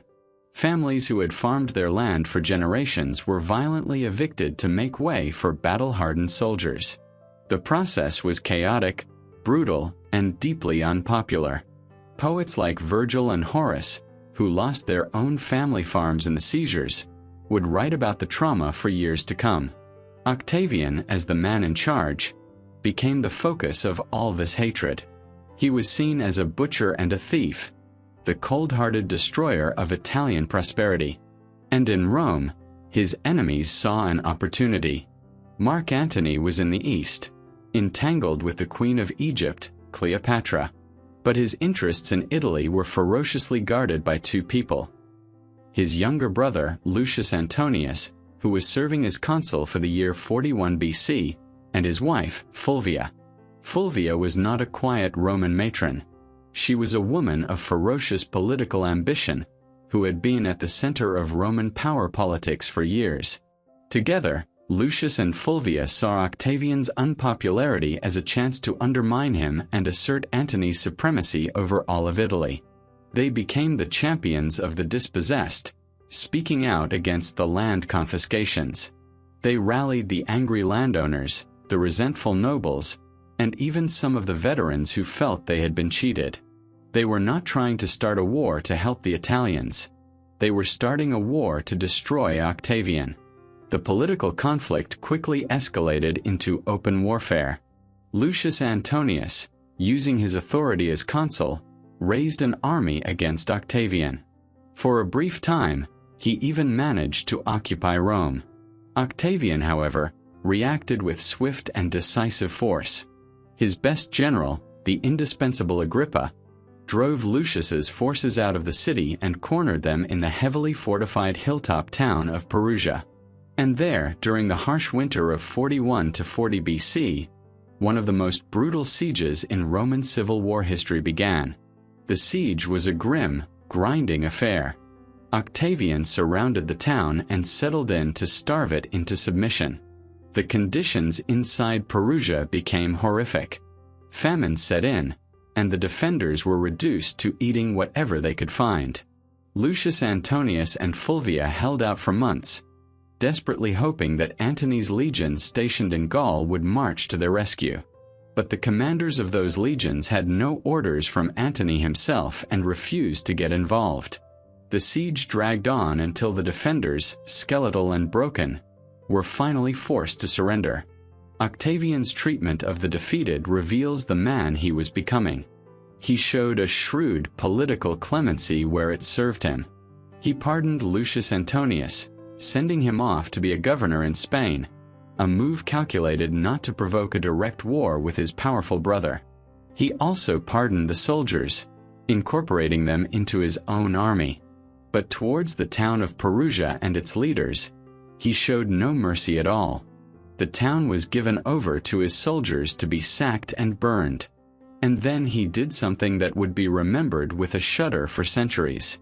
According to the ancient historians Suetonius and Appian, on the Ides of March, the anniversary of his father's murder, Octavian selected 300 of the leading senators and equestrians of Perugia. He had them march to an altar that had been built to honor the divine Julius Caesar. And there, he had them executed as a human sacrifice. The historical truth of this event is debated. It may have been a hostile rumor, a piece of black propaganda designed to paint him as a monster. But the fact that such a story could be told and believed says everything about the reputation he was now cultivating. Whether it was a literal sacrifice or a calculated mass execution, the message sent to the rest of Italy was the same. It was an act of pure, unadulterated terror. It was a declaration that anyone who defied him would not just be defeated, they would be annihilated. The boy who had once needed Cicero's protection was now a man who would slaughter 300 nobles to make a political point. He had secured his control over Italy, but he had done so with a savagery that left no doubt about the depths of his ruthlessness. The Perusine War was over. The stage was now set for a far greater conflict with a man whose family he had just waged war against, Mark Antony. The news of the Perusine War, the siege, the starvation, and the final brutal execution of 300 nobles, reached Mark Antony in the east. He was furious.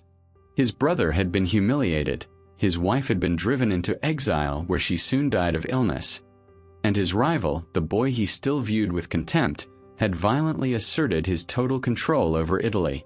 The fragile partnership of the Triumvirate was shattered. Antony gathered his legions and set sail for Italy, not for a conference, but for a war. In the autumn of 40 BC, the two most powerful men in the world stood poised on the brink of another catastrophic civil war. Antony's fleet blockaded the great port of Brundisium, and his armies prepared to invade the peninsula. Octavian marched his own legions south to meet him. The Roman world held its breath, bracing for a conflict that would dwarf even the war against Brutus and Cassius. It seemed inevitable, but then something remarkable happened. The soldiers refused to fight. On both sides, the armies were made up of the same men, Caesarian veterans who had fought side by side at Philippi. They were weary of civil war. They had seen enough Roman blood shed by Roman hands. They saw this conflict for what it was, a personal power struggle between their two ambitious leaders. They had no interest in slaughtering their former comrades to settle a grudge. The centurions, the hardened backbone of the legions, began to talk to each other across the lines. A wave of mutinous sentiment swept through both camps. They made it clear to their generals that they would not fight this war. Forced by their own armies, the two rivals had no choice but to negotiate. They met, once again, in a climate of deep suspicion. They needed a new agreement, and they needed scapegoats for the recent conflict. Antony's late wife, the fiery Fulvia, became a convenient target for blame. Both sides agreed that her ambition had caused the war, and with her now dead, peace was possible. A new, clearer division of the Roman world was hammered out. Antony's supremacy in the wealthy Greek-speaking East was confirmed. Octavian was to be the master of the West, Italy, Gaul, and Spain. Lepidus, the increasingly irrelevant third partner, was left with his command in Africa. But a simple treaty was not enough to heal the deep wounds of mistrust. To truly seal this new pact, a bond of blood was needed. And a perfect opportunity presented itself. Antony was now a widower. Octavian had an older sister, Octavia.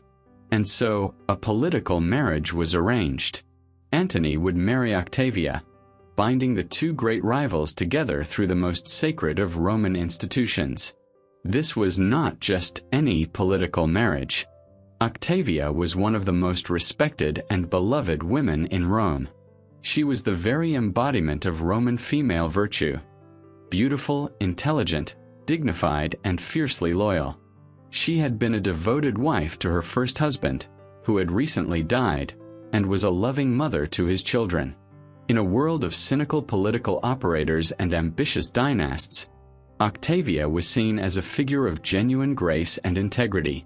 She was the complete opposite of Fulvia, and also the complete opposite of the foreign queen Antony had just left behind in Egypt, Cleopatra.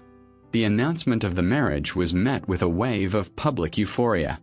The people of Rome, exhausted by decades of war, saw this union as a symbol of hope, a promise of genuine reconciliation.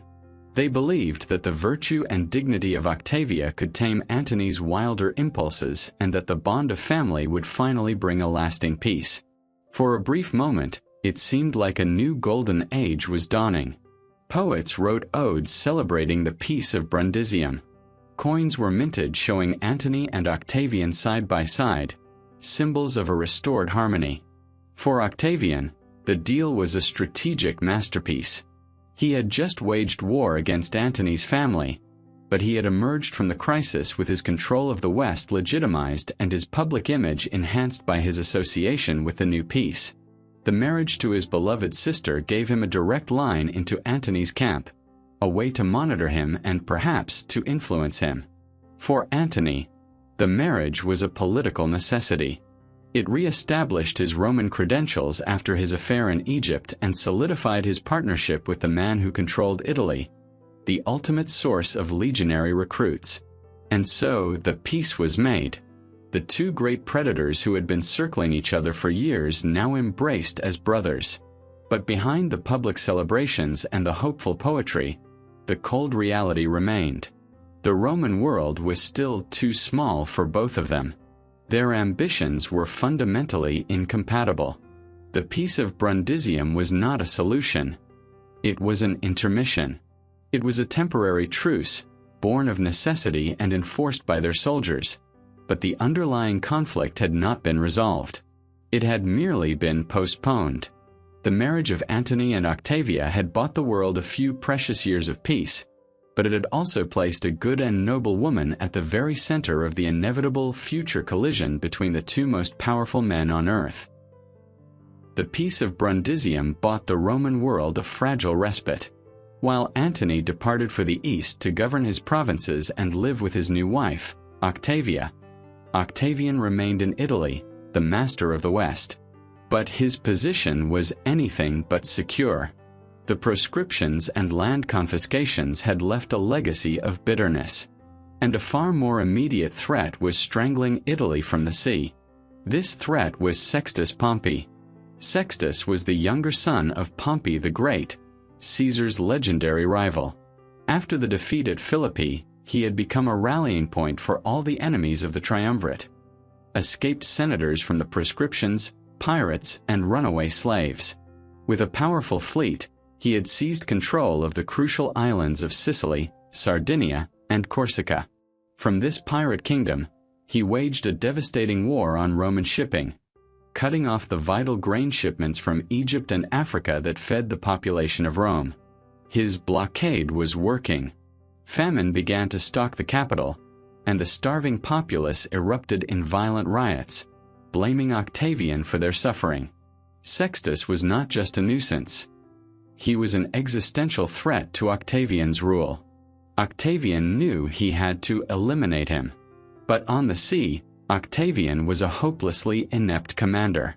In his first naval campaign against Sextus in 38 BC, his fleet was smashed by a combination of Sextus's skilled captains and a sudden storm.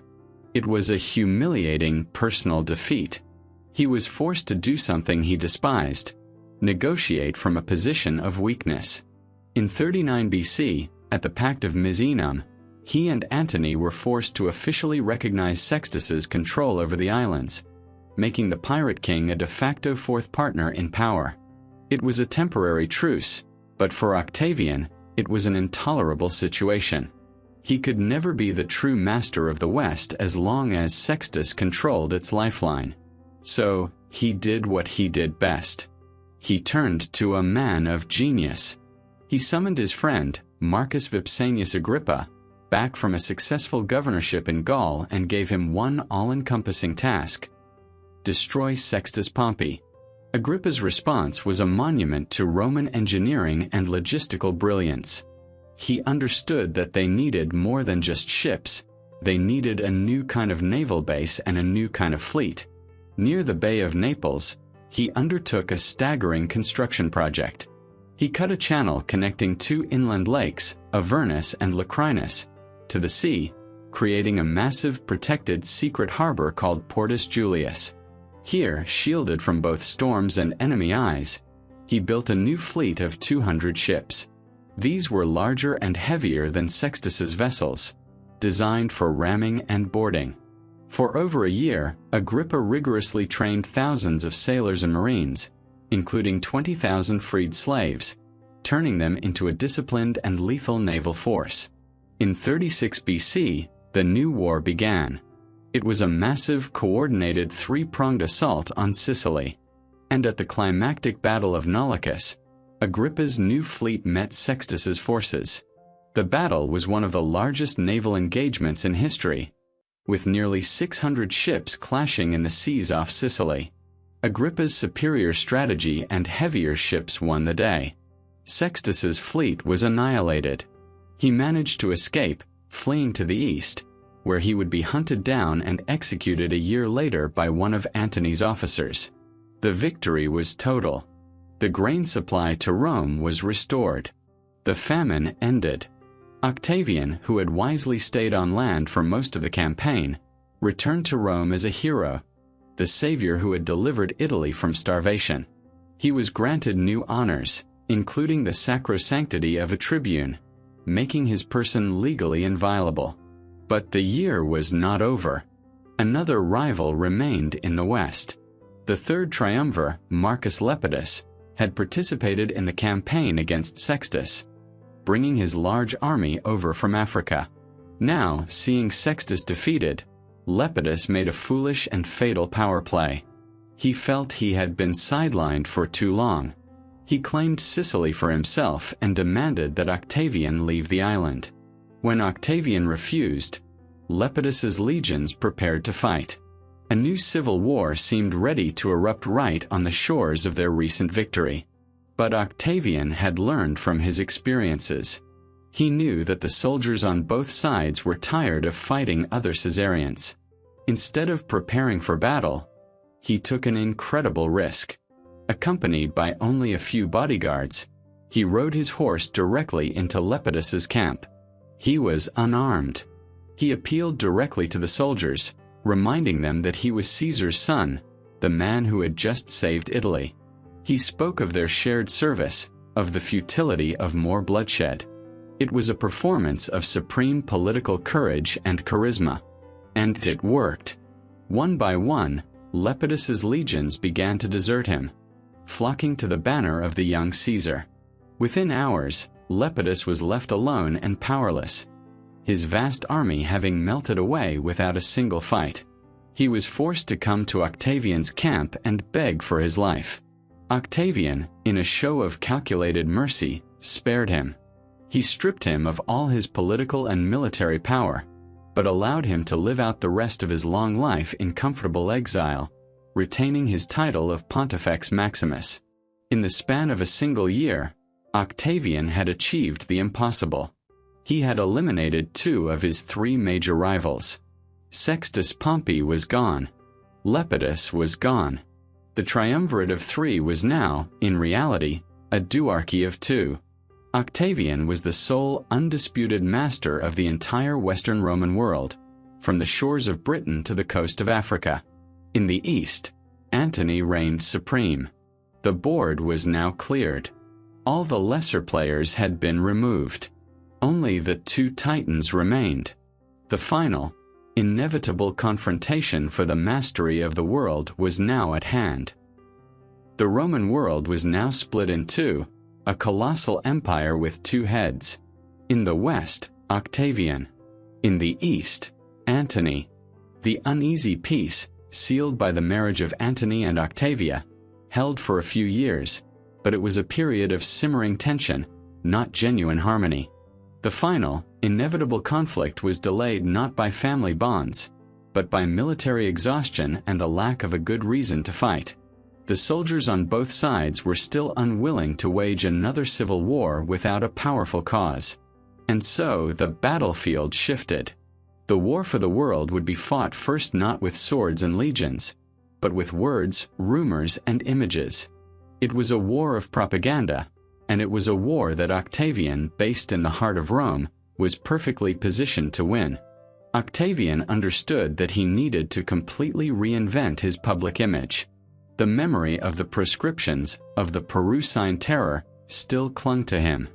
He needed to transform himself from the ruthless triumvirate into a benevolent statesman, a guardian of Roman values. He embarked on a meticulous and brilliant campaign of public relations. He lived relatively modestly in a house on the Palatine Hill, avoiding the ostentatious displays of wealth favored by other aristocrats. He wore simple togas, famously woven, according to state propaganda, by his wife Livia and his sister Octavia, projecting an image of old-fashioned domestic virtue. He presented himself as the great restorer. While Antony was governing the distant, exotic East, Octavian was visibly and tirelessly working for the good of the capital.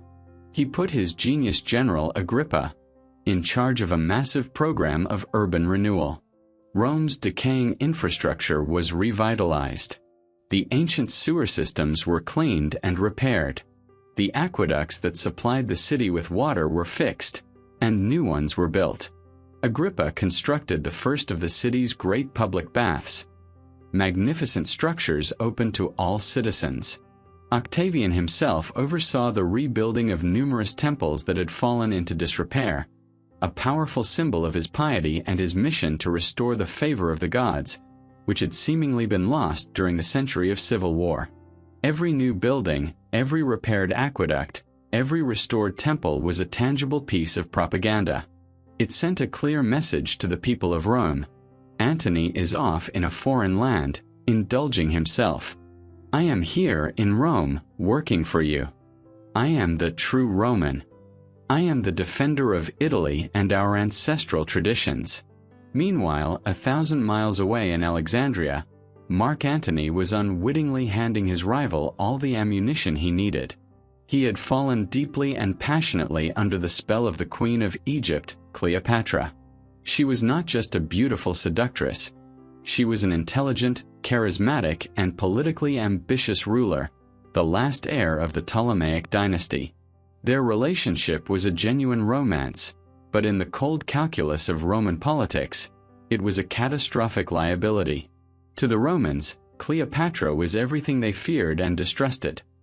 A foreigner, a monarch, an embodiment of the decadent, morally corrupt, and effeminate East. Reports, eagerly amplified by Octavian's agents, began to trickle back to Rome, painting a scandalous picture of Antony's life in Egypt. He was said to have gone native, appearing in public not in the toga of a Roman proconsul, but in the exotic costume of the Greek god Dionysus or the Egyptian Osiris. He was surrounded by eunuchs and engaged in mystical Eastern rituals, abandoning the sober dignity, the gravitas, expected of a Roman leader. This image of a great Roman general debasing himself at the court of a foreign queen was deeply offensive to the conservative Roman elite. Then, in 34 BC, Antony made a series of political blunders that amounted to propaganda suicide. After a largely unsuccessful military campaign in the East, he chose to celebrate his triumph not in Rome, as sacred tradition demanded, but in Alexandria. This was an unprecedented insult to the capital. A Roman triumph was the city's highest honor, a ritual that belonged to Rome and nowhere else. To hold it in a foreign capital was seen as an act of contempt, and the ceremony itself was even more shocking. It became known as the Donations of Alexandria. In the city's gymnasium, on a massive silver platform, Antony and Cleopatra sat on golden thrones. He proclaimed her Queen of Kings. He also presented Caesarion, her teenage son by Julius Caesar, and declared him to be Caesar's true, legitimate son and heir. This was a direct mortal challenge to Octavian's own identity and legal status as Caesar's adopted son. Antony was essentially declaring Octavian a fraud. But he didn't stop there. He brought forth his own 3 young children by Cleopatra, and like a Hellenistic monarch, he began to carve up the Roman East, donating vast territories to them as their personal kingdoms. Cyprus, Libya, Syria, and even unconquered lands like Parthia were handed out as if they were his private property. To the Romans, this was the ultimate act of treason. He was not just insulting their traditions. He was giving away their empire to the children of his Egyptian mistress.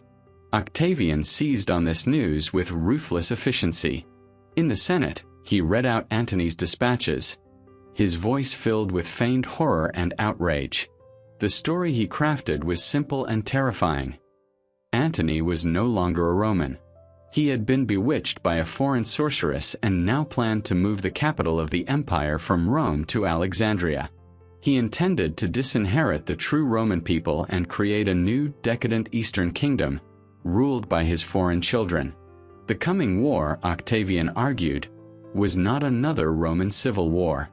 It was a war for survival, a war of West against East, a war of Roman virtue against foreign corruption. The battle lines had been drawn, not between 2 Roman generals, but between Rome itself and its greatest traitor. The Donations of Alexandria were not just a political blunder. They were a declaration of cultural warfare, and it was a war that Octavian's camp was uniquely equipped to fight and win.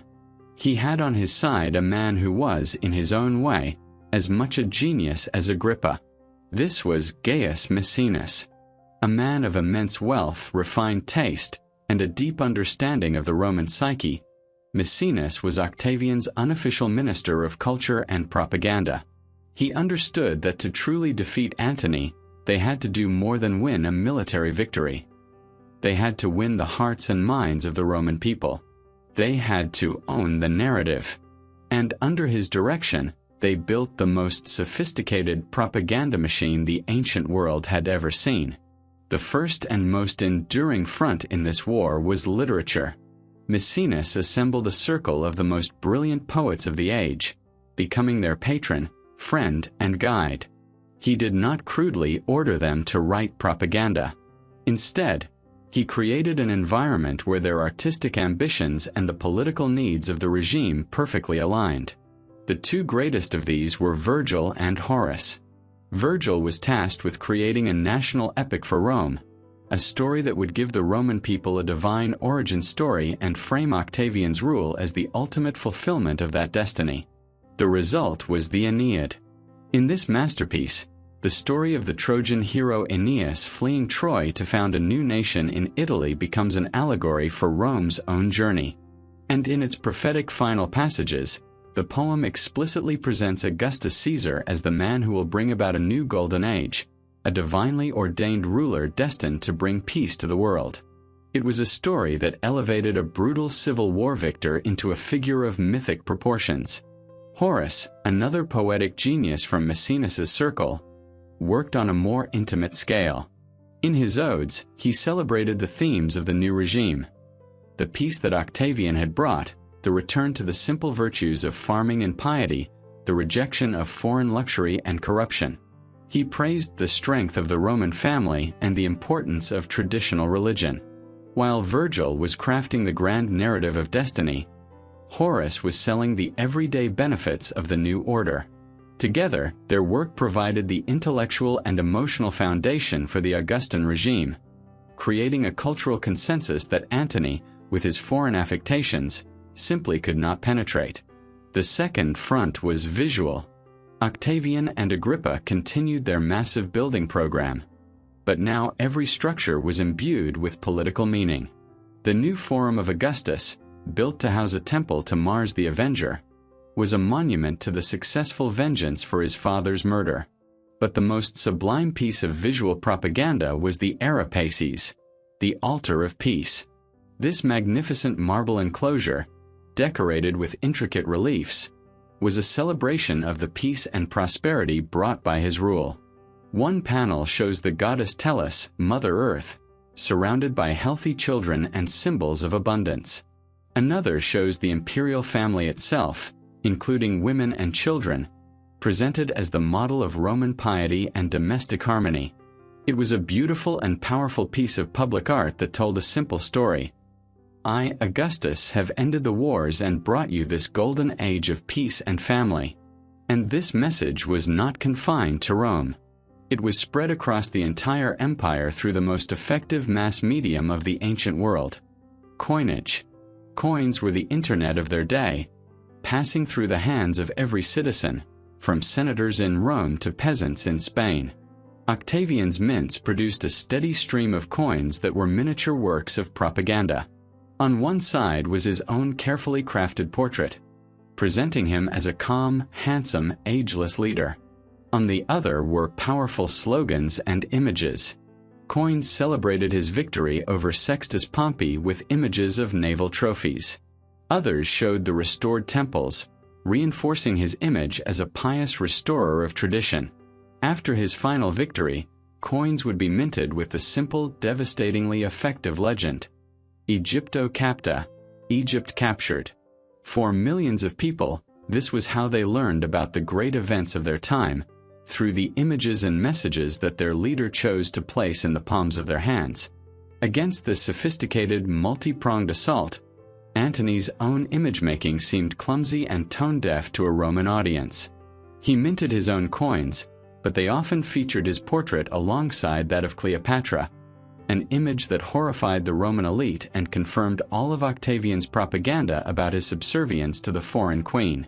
While Octavian was building temples in Rome, Antony was donating Roman provinces in Alexandria. While Horace was writing poems about Roman virtue, Antony was being portrayed as a drunken slave to passion. Maecenas and his team were not just reacting to Antony's mistakes. They were actively shaping the narrative, spreading rumors and crafting the perception of their enemy. Octavian was winning the war of images so decisively that by the time the final military conflict began, the outcome was almost a foregone conclusion in the minds of the Roman people. Antony was no longer seen as a legitimate Roman leader, but as a foreign enemy, the consort of a hostile queen. Octavian had successfully framed the coming civil war as something far greater: a national defense, a crusade to save Roman civilization from Eastern corruption. He was no longer just a man seeking power. He was the embodiment of Rome itself. The propaganda war had painted a picture of Antony as a man lost to foreign corruption. Now, Antony's own actions would provide the final, damning brushstrokes. The key to the fragile peace between the two men had been Antony's wife, Octavian's sister, Octavia. For years, she had performed her role with perfect dignity, acting as a bridge between her ambitious husband and her powerful brother.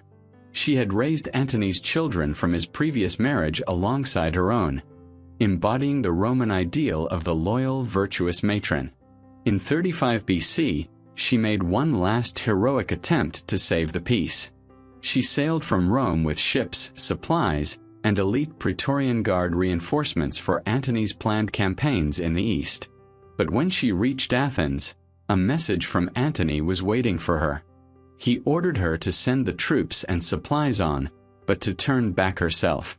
Cleopatra had reportedly threatened to kill herself if Antony met with his Roman wife. Bowing to the queen's pressure, Antony publicly and humiliatingly rejected Octavia. She obeyed, returning to Rome with her dignity intact, where she continued to raise all of his children under her own roof.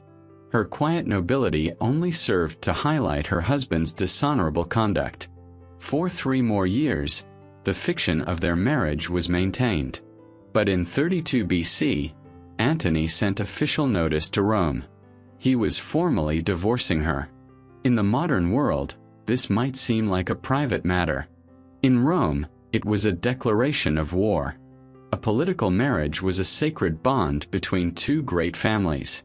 To divorce Octavia under these circumstances was a calculated, public, and unforgivable insult to the entire Julian clan and, most of all, to its leader. Octavian seized on it immediately. He portrayed himself as the wronged brother, defending the honor of his virtuous sister, the perfect Roman wife who had been cast aside for a foreign seductress. The personal had become profoundly political. The last thread holding the triumvirate together had been severed. But Octavian needed more. He needed a final, undeniable piece of evidence to justify a full-scale war. He knew that Antony, like all prominent Romans, had deposited his last will and testament for safekeeping with the Vestal virgins in their temple in the Roman Forum. This was one of the most sacred trusts in Roman society. The Vestals were sacrosanct, their temple inviolable. A man's will was a private document, protected by the gods themselves.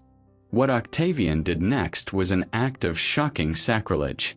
It was a move of breathtaking audacity that demonstrated his willingness to break any rule, religious or secular, to achieve his goals. He went to the temple of Vesta and demanded that the chief Vestal hand over Antony's will. At first, she refused, correctly stating that it was an illegal and impious request. But when Octavian threatened to take it by force, she relented, claiming she was yielding to violence. He had just committed a profound religious crime, but he had his prize. He immediately convened the Senate and, in an act of unprecedented and illegal political theater, he read the contents of his rival's private will to the world. It was a propaganda masterstroke. The will confirmed everything that Octavian's rumor mill had been suggesting for years. It was a political suicide note.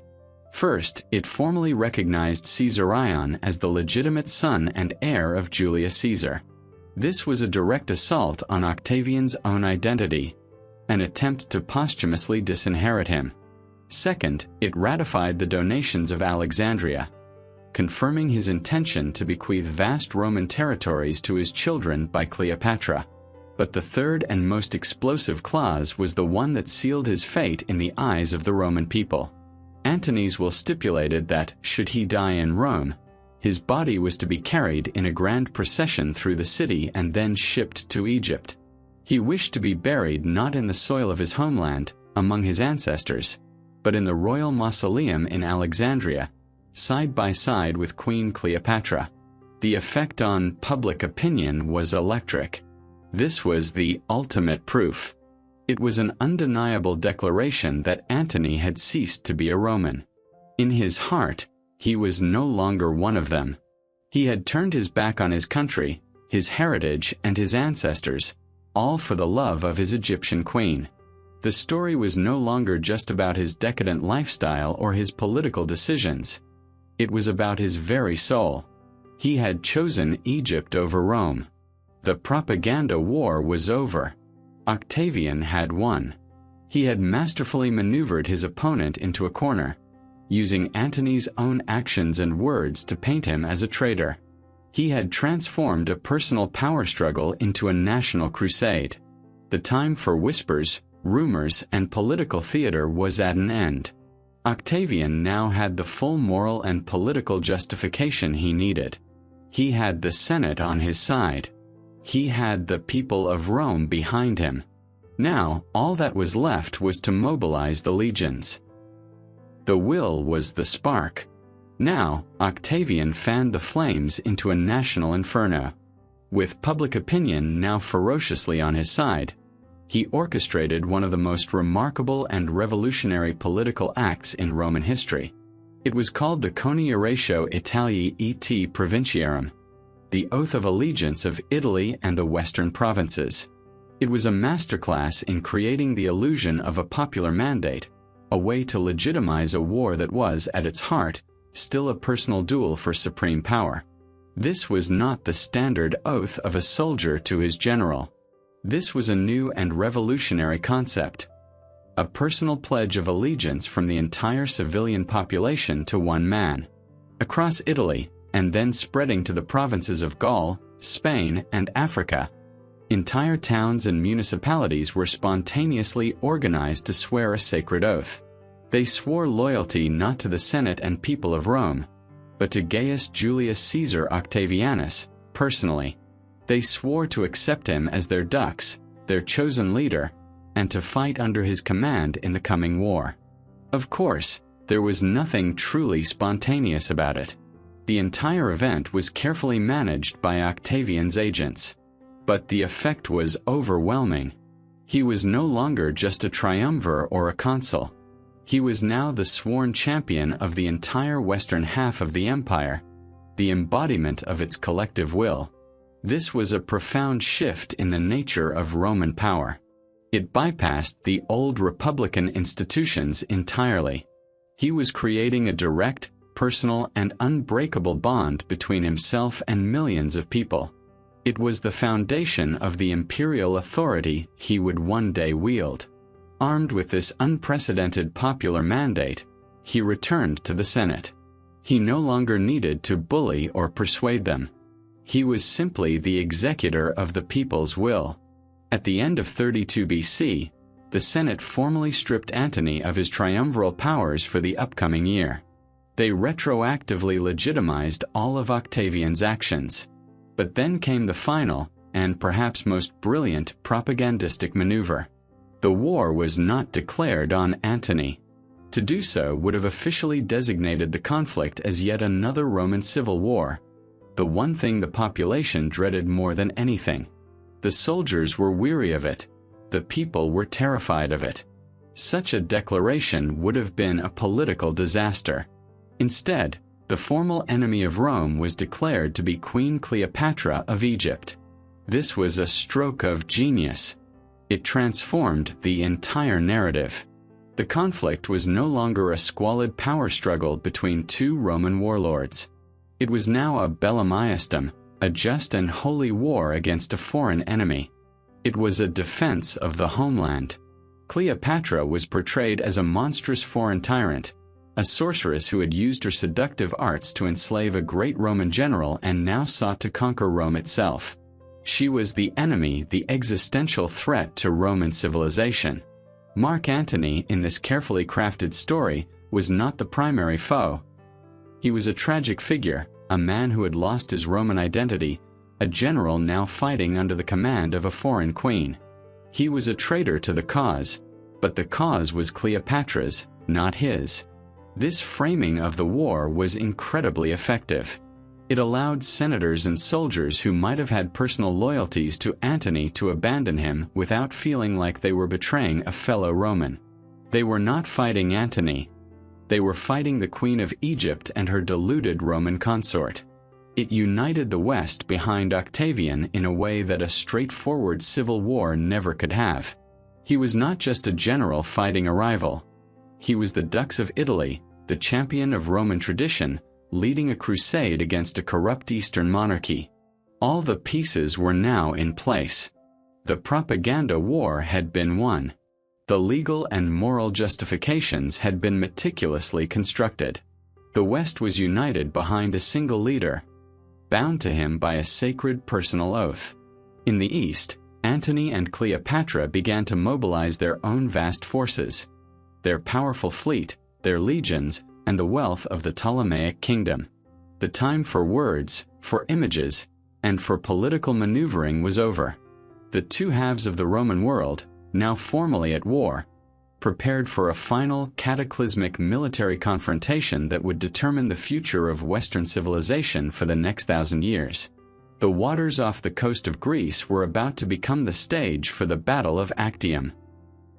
By the spring of 31 BC, the two sides had gathered their colossal forces on the western coast of Greece.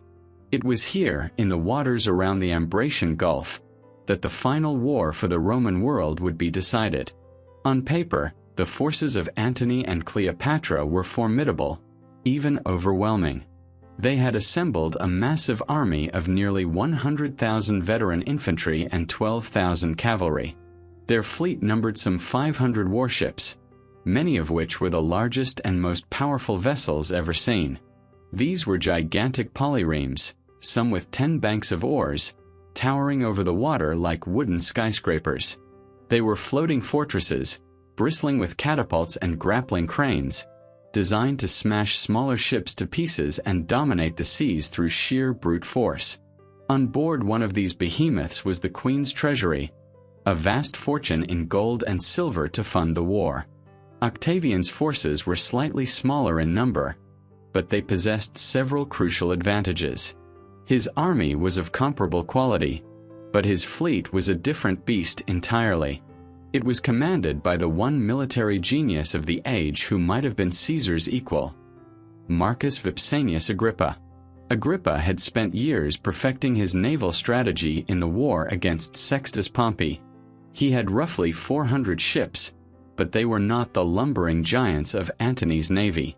The core of his fleet consisted of light, fast, and agile vessels known as Liburnian galleys. They were smaller, with lower profiles, but their speed and maneuverability were unparalleled. The coming battle would be a classic clash of military philosophies. The raw, overwhelming power of Antony's floating castles against the swift, surgical precision of Agrippa's naval predators. But Agrippa had no intention of fighting a straightforward naval duel. He was a strategist, not just a brawler. He knew Antony's massive fleet and army required an equally massive supply chain to keep them fed and watered. And so, before Antony could even make his first move, Agrippa struck. Using the superior speed of his Liburnian fleet, he did not sail for a direct confrontation. Instead, he launched a series of lightning raids all along the Greek coast, capturing Antony's key supply depots and naval bases one by one. The most critical of these was the city of Methone, the main southern supply hub for Antony's forces. With this single brilliant stroke, Agrippa had effectively cut Antony's sea lanes to Egypt and the east. The strategic situation was completely reversed. Antony and Cleopatra's massive army and fleet were now anchored inside the narrow, swampy confines of the Ambracian Gulf, with Agrippa's fleet blockading the only exit to the sea. They were trapped. Antony, the great general, had been outmaneuvered before the first major battle had even been fought. He had been lured into a strategic cage, and Agrippa had just locked the door. What followed was not a glorious campaign, but a grim months-long siege. The summer of 31 BC was hot and humid. In the crowded, unsanitary conditions of Antony's camp, disease began to spread. Malaria and dysentery, the ancient scourges of armies, ran rampant. Fresh water was scarce, and food supplies began to dwindle. The morale of the soldiers, who had been so confident just a few months earlier, began to collapse. They were rotting in a swamp, while Octavian's army was camped in a healthier location on the opposite side of the Gulf, well supplied by Agrippa's fleet. The political situation in Antony's camp was just as grim. The presence of Cleopatra and her court was a constant source of friction. Many of the high-ranking Roman senators and officers who had followed Antony felt deeply uncomfortable taking orders from a foreign queen. They saw Antony's obvious infatuation with her as a sign of weakness and poor judgment. As the weeks turned into months and the situation grew more desperate, many of these influential Romans began to see the writing on the wall. One by one, they began to defect, risking a dangerous nighttime crossing of the Gulf to join Octavian's camp. Each new defection was a major propaganda victory for Octavian, reinforcing his narrative that he was the true leader of the Romans. By the end of August, Antony's position had become untenable. His army was being decimated by disease. His fleet was undermanned, as thousands of his rowers had died or deserted. His command was fractured by dissent. He had only two choices left: either abandon his fleet and try to break out by land, marching his weakened army through hostile territory, or risk everything on one final desperate gamble. He would have to use his fleet to smash through Agrippa's blockade and escape to the open sea. It was a choice born not of strategy, but of desperation. On the 2nd of September, 31 BC, Antony's once mighty fleet, now a shadow of its former self, sailed out of the Ambracian Gulf to face the waiting ships of Agrippa. The battle for the world was about to begin. On the morning of September 2nd, 31 BC, a light wind began to blow from the north, providing the perfect conditions for a breakout. Antony's massive fleet, with its sails unfurled, a strange and ominous sign for a fleet preparing for close-quarters combat, sailed out to meet Agrippa's ships. The battle for the world had begun. Agrippa, the master tactician, refused to play Antony's game. He knew that a direct head-on assault against Antony's floating fortresses would be suicidal for his smaller ships.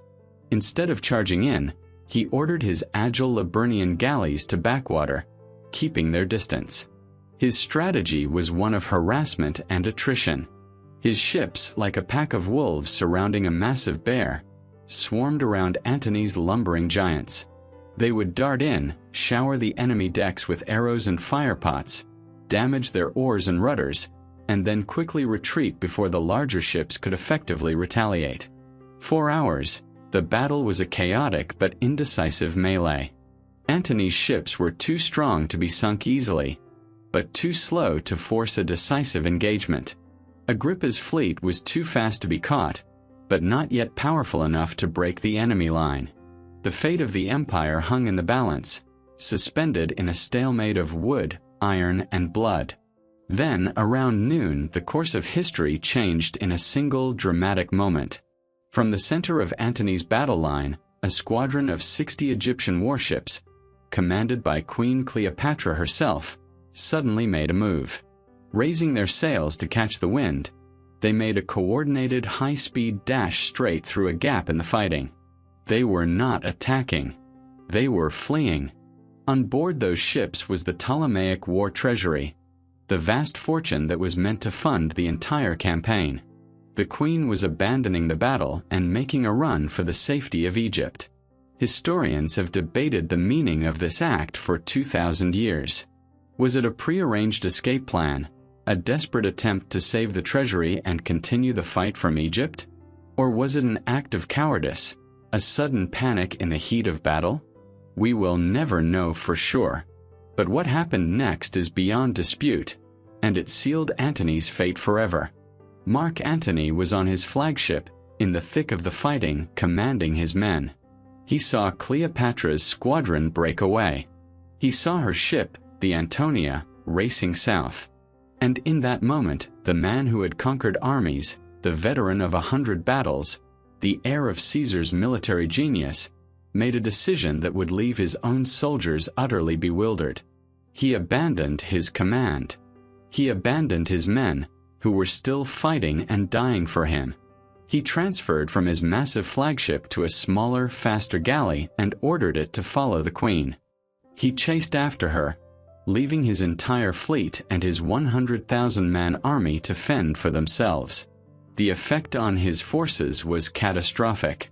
Their commander-in-chief, the man whose personal charisma was the glue that held their loyalty, had deserted them in the middle of a battle. At first, many couldn't believe it. But as Antony's speeding ship disappeared over the southern horizon, a wave of despair and demoralization washed over his fleet. Their will to fight was broken. Why should they die for a general who had abandoned them to run after his mistress? Yet, even leaderless, they fought on with the desperate courage of veteran Roman soldiers. 4 hours more, they resisted Agrippa's relentless attacks. But the outcome was now inevitable. As the afternoon wore on, Agrippa brought up ships carrying pots of burning charcoal and pitch, turning the sea into an inferno. One by one, Antony's massive flagships, leaderless and surrounded, were either overwhelmed by boarding parties or set ablaze, becoming giant funeral pyres for their crews. By nightfall, what was left of Antony's magnificent fleet had been captured or sunk. Agrippa had won a complete and total victory. But what of the army? Antony's legions, the most powerful land force in the world, had watched the entire naval disaster from the shore. They were still intact, still a formidable fighting force.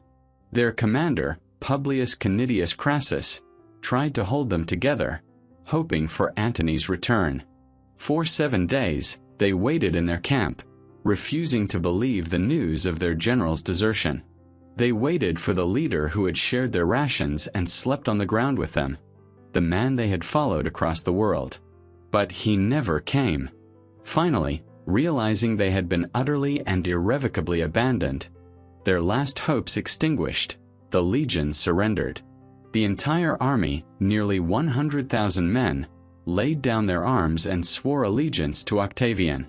In a single day, he had not only won a decisive naval battle, he had acquired the most powerful land army on the planet. The war was effectively over. Actium was not just a military victory. It was a political and moral one. Octavian had won because he was perceived as the true Roman, while Antony, through his own actions, had confirmed his status as a man who would sacrifice his country, his honor, and his own soldiers for a foreign queen. The world now had only one master. All that remained was the final chase to Alexandria to deliver the coup de grace. The victory at Actium was absolute, but the war was not yet finished. A different kind of leader, a man like Caesar or Antony, might have immediately given chase, eager to run his defeated rivals to ground and claim his final triumph. But that was not Octavian's way. He was not a creature of passion, but of cold, meticulous strategy. He knew that Antony and Cleopatra were trapped in Egypt, a broken force with nowhere left to run. They could wait. His first priority was not revenge. It was consolidation. He now commanded a terrifyingly large number of soldiers.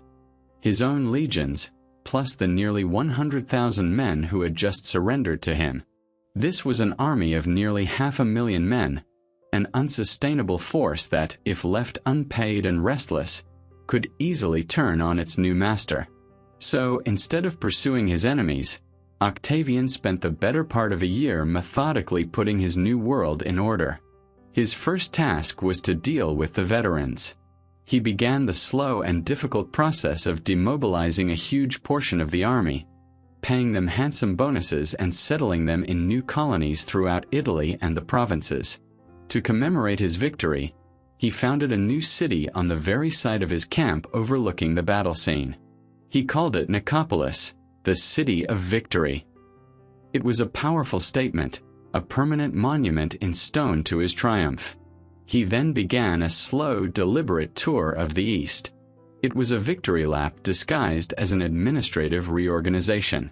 He moved through Greece and into Asia Minor, the heart of what had been Antony's domain. There was no resistance.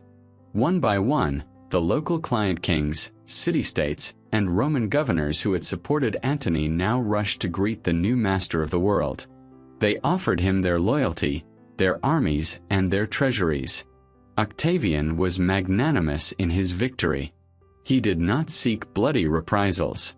He knew he needed to heal the fractured empire, not punish it. By showing clemency, he won the loyalty of the Eastern elites, ensuring a smooth and peaceful transition of power. While Octavian was methodically building his new order, Antony and Cleopatra were living in a world that was rapidly collapsing. After their flight from Actium, they had become separated. Cleopatra sailed directly back to Alexandria. Antony, in a deep state of depression and shame, stopped at a remote outpost in Libya, where he secluded himself for days, refusing to see anyone. He, the great general, had fled from a battle and abandoned his men. The dishonor was an agony from which he would never recover. Eventually, he was persuaded to rejoin Cleopatra in Alexandria. They knew Octavian was coming. They spent the winter of 31 to 30 BC in a strange state of fatalistic despair and frantic activity. They sent envoys to Octavian, offering to abdicate and live as private citizens. Octavian did not even bother to reply to Antony's letters. To Cleopatra, however, he sent secret messages, hinting that he might be lenient with her and her children if she would betray Antony, either by killing him or handing him over as a prisoner. It was a classic move of psychological warfare, designed to sow distrust between the two lovers in their final days. At the same time, they made desperate futile attempts to rally a defense. Cleopatra tried to have ships dragged overland from the Nile to the Red Sea, hoping to escape to India, but the ships were burned by hostile tribes. They raised what was left of their forces, a shadow of their former army, and prepared for the inevitable invasion. They spent their last months in a frenzy of lavish parties and drinking bouts, forming a suicide pact with their closest friends, which they morbidly named the Order of Friends Determined to Die Together. By the summer of 30 BC, the end was near.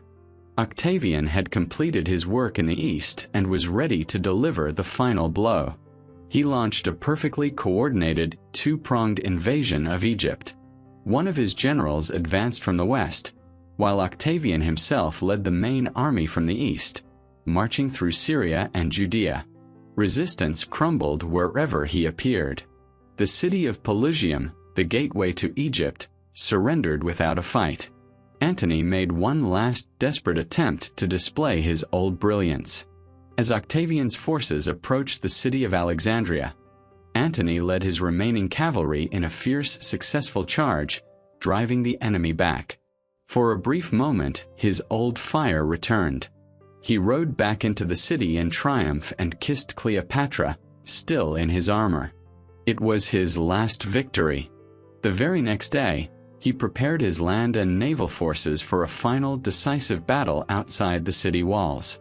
But as his fleet sailed out to meet Octavian's, it did not give battle. Instead, it raised its oars in salute and defected to the enemy. As he watched from the shore, his remaining infantry and cavalry followed suit, either surrendering or deserting. He was utterly and completely alone. The last of his soldiers, the last of his friends, the last of his hopes were gone. He returned to the palace, a general with no army, crying out that Cleopatra had betrayed him. The final act of the tragedy was about to begin. Back in the royal palace of Alexandria, Mark Antony was a man undone. His armies had deserted him. His navy had betrayed him. He was a general with no soldiers, a king with no kingdom.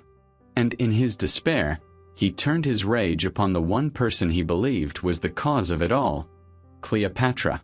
He was convinced that she, who had fled from Actium, had now engineered this final betrayal to save her own life by currying favor with the victor. Cleopatra heard of his fury. Terrified of what he might do in his rage, she fled with a few loyal attendants to her mausoleum, a grand tomb she had been building for herself near the temple of Isis. It was a fortified structure, designed to protect her body and her treasure after her death. She had the heavy stone doors sealed from the inside. Then, to prevent Antony from trying to break in, she sent a messenger to him with a false report. The queen was dead. She had taken her own life. She likely intended this news to quell his anger and buy herself time. Instead, it triggered the final, tragic catastrophe. When Antony received the news, his rage instantly evaporated, replaced by an overwhelming wave of grief and shame. The woman for whom he had sacrificed his honor, his reputation, and his empire was gone. Life without her was meaningless. And the thought of being captured by Octavian, to be paraded through the streets of Rome in a cage like some foreign barbarian, was an unbearable humiliation. He resolved to die, to follow his queen into the afterlife. He went to his most loyal servant, a man named Eros, and ordered the slave to kill him. But Eros, unable to bring himself to strike his master, instead drew the sword, turned it on himself, and fell dead at Antony's feet. "Well done, Eros," Antony reportedly murmured. "You have shown your master how to do what you did not have the heart to do yourself." Shamed by his slave's loyalty, Antony took the sword and plunged it into his own stomach. But the wound was not instantly fatal. It was a ghastly, agonizing injury that left him mortally wounded, but still conscious. In his agony, he learned the truth. Another messenger arrived from the mausoleum.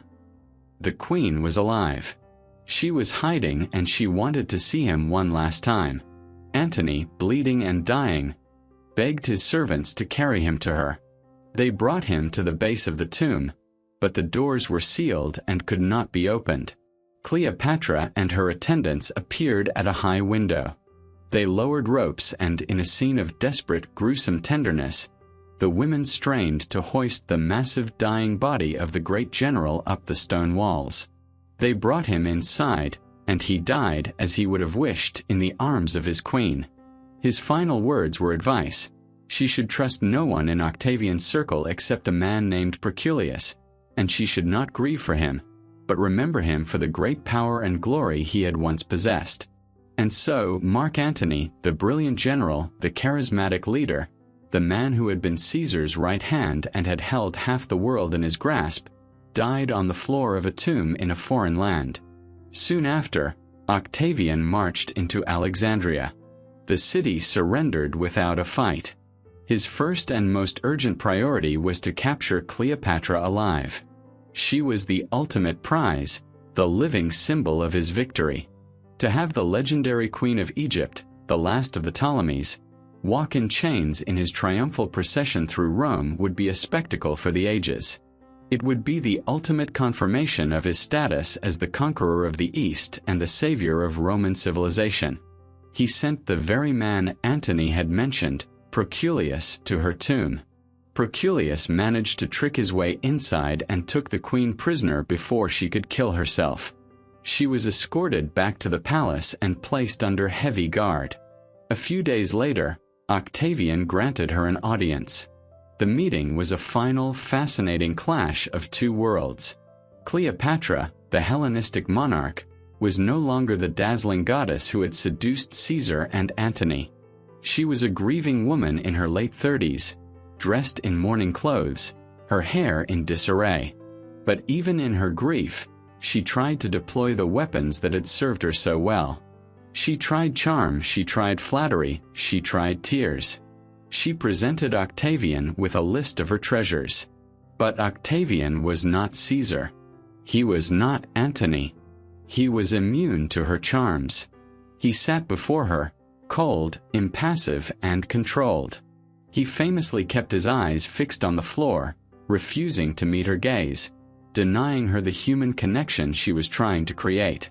He spoke to her not as a man to a woman, but as a conqueror to his prisoner.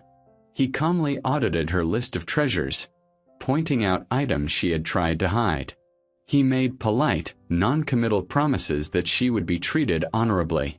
But he never once gave her any hope that he would allow her to keep her kingdom or that he would spare her the ultimate humiliation of the triumph. She left the meeting with no illusions. She had looked into the eyes of the new master of the world and had seen in them not passion or mercy, but the cold, hard logic of a calculator. She understood that her life's work was over, her kingdom was lost, and her fate was to be a public spectacle in a Roman parade. For a queen who saw herself as a living goddess, this was a fate worse than death itself. And Cleopatra had no intention of letting her story end that way.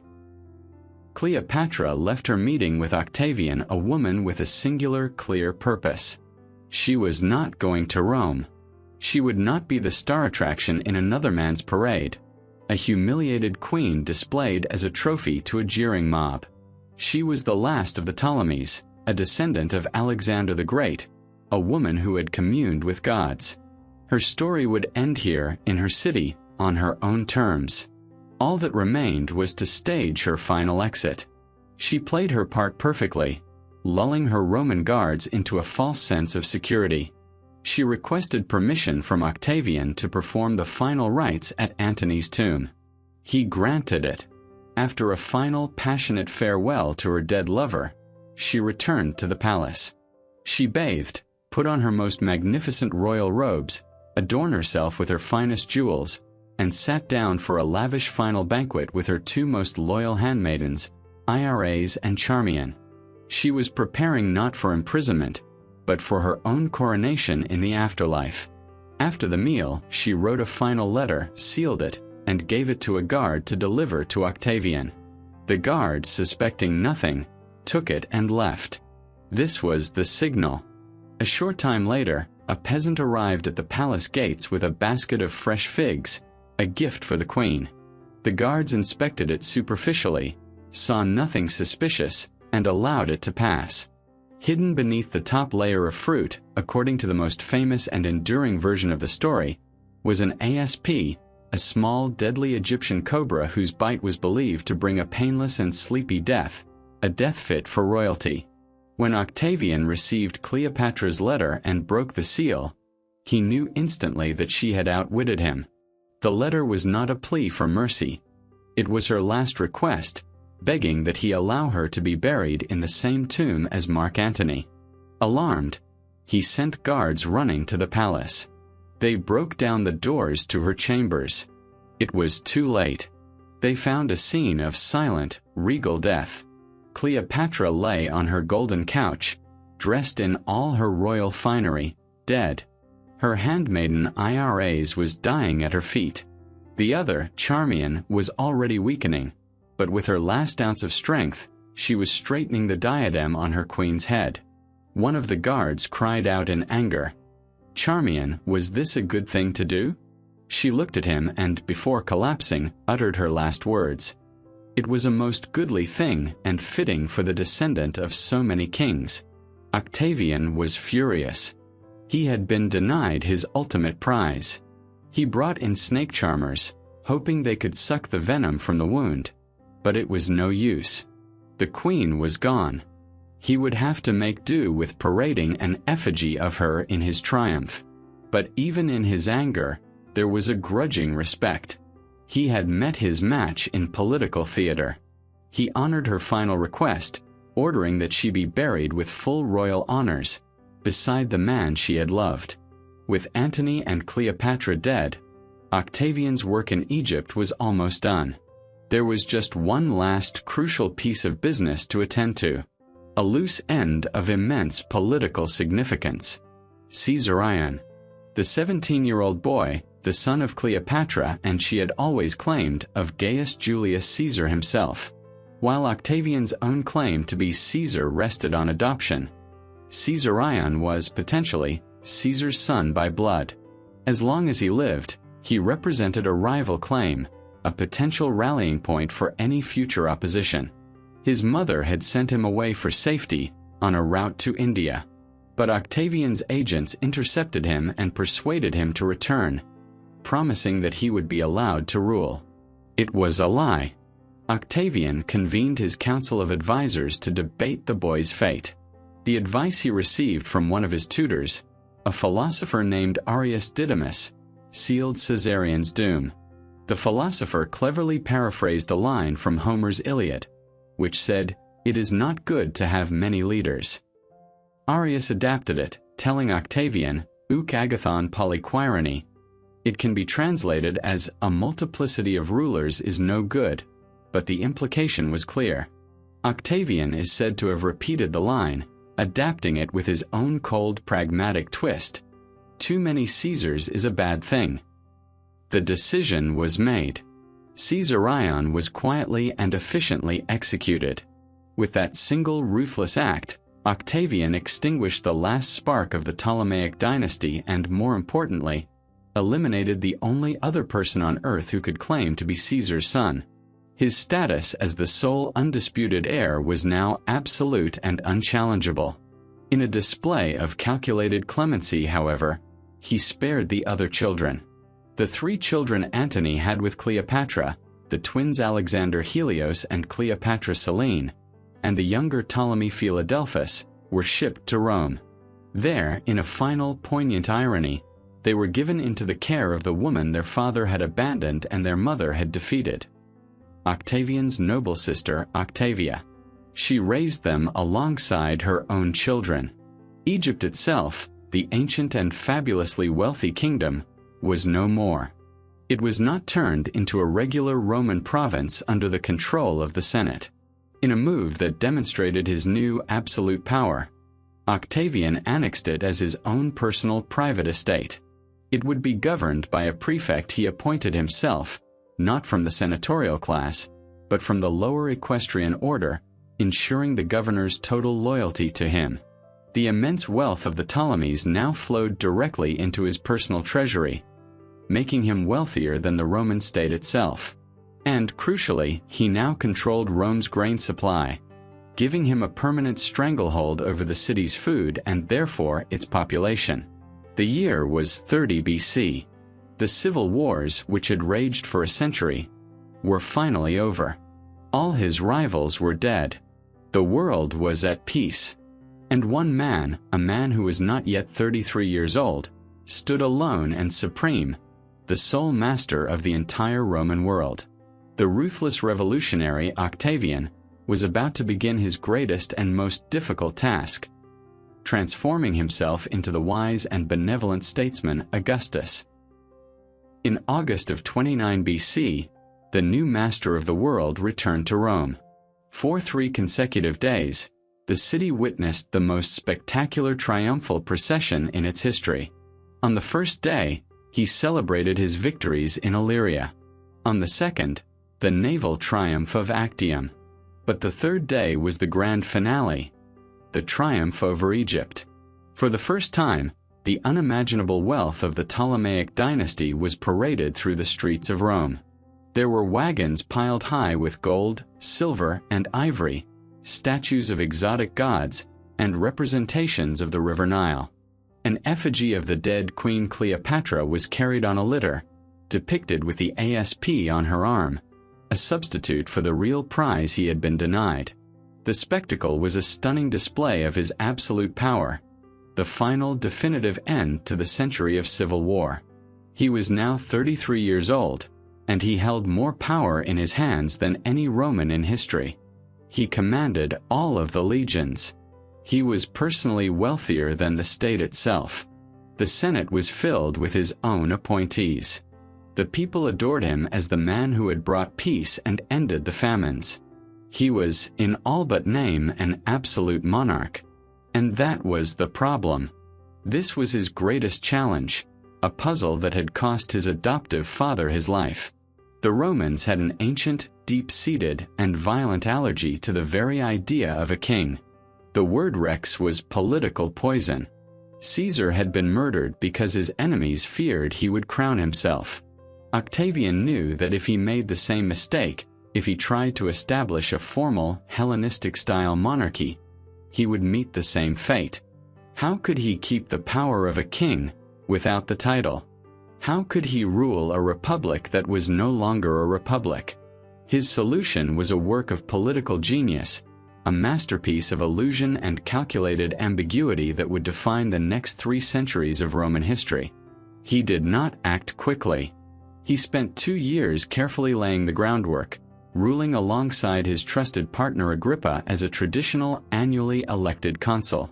This created an atmosphere of normalcy, a return to the old ways.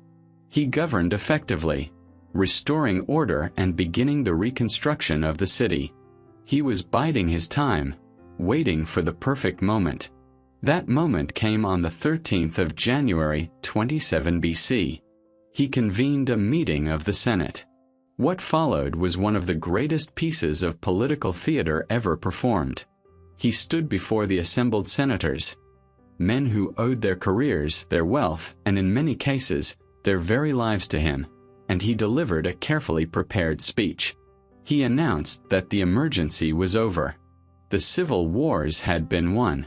Peace and order had been restored. His great task, he declared, was now complete. And with that, he proclaimed that he was renouncing all of his extraordinary powers and returning the state, the Republic, back into the hands of its traditional guardians, the Senate and the people of Rome. The reaction in the Senate House was one of carefully orchestrated panic. The senators, many of whom were in on the script, rose to their feet in a chorus of protest. They begged him not to abandon the ship of state, which he alone had steered through the storm. They knew, or were made to believe, that his departure would instantly create a power vacuum, leading to new rivalries, new ambitions, and a new terrible cycle of civil war. They implored him to remain at the helm. After a long, dramatic debate, a compromise was reached. Octavian graciously, and seemingly reluctantly, agreed to accept a share of the responsibility for governing. He would take personal command of a vast provincial bloc, including Spain, Gaul, and Syria. This was a crucial move. These were the unsettled provinces, the ones where the vast majority of Rome's legions were stationed. In return, the Senate would be allowed to govern the peaceful, prosperous, and, most importantly, demilitarized inner provinces. On the surface, it looked like a partnership, a restoration of the old system of shared governance. In reality, it was a trick. The Senate was given prestige and the appearance of authority, while Octavian kept for himself the one thing that truly mattered: command of the entire Roman army. A few days later, on January 16th, the Senate, in a show of gratitude, showered him with new honors. They decreed that the doorposts of his house should be decorated with laurels, the symbol of victory. Above his door, they placed the corona civica, the civic crown of oak leaves, the highest military honor a Roman could receive, awarded for saving the lives of fellow citizens. It was a symbol that he was the perpetual savior of the state. And then they gave him a new name.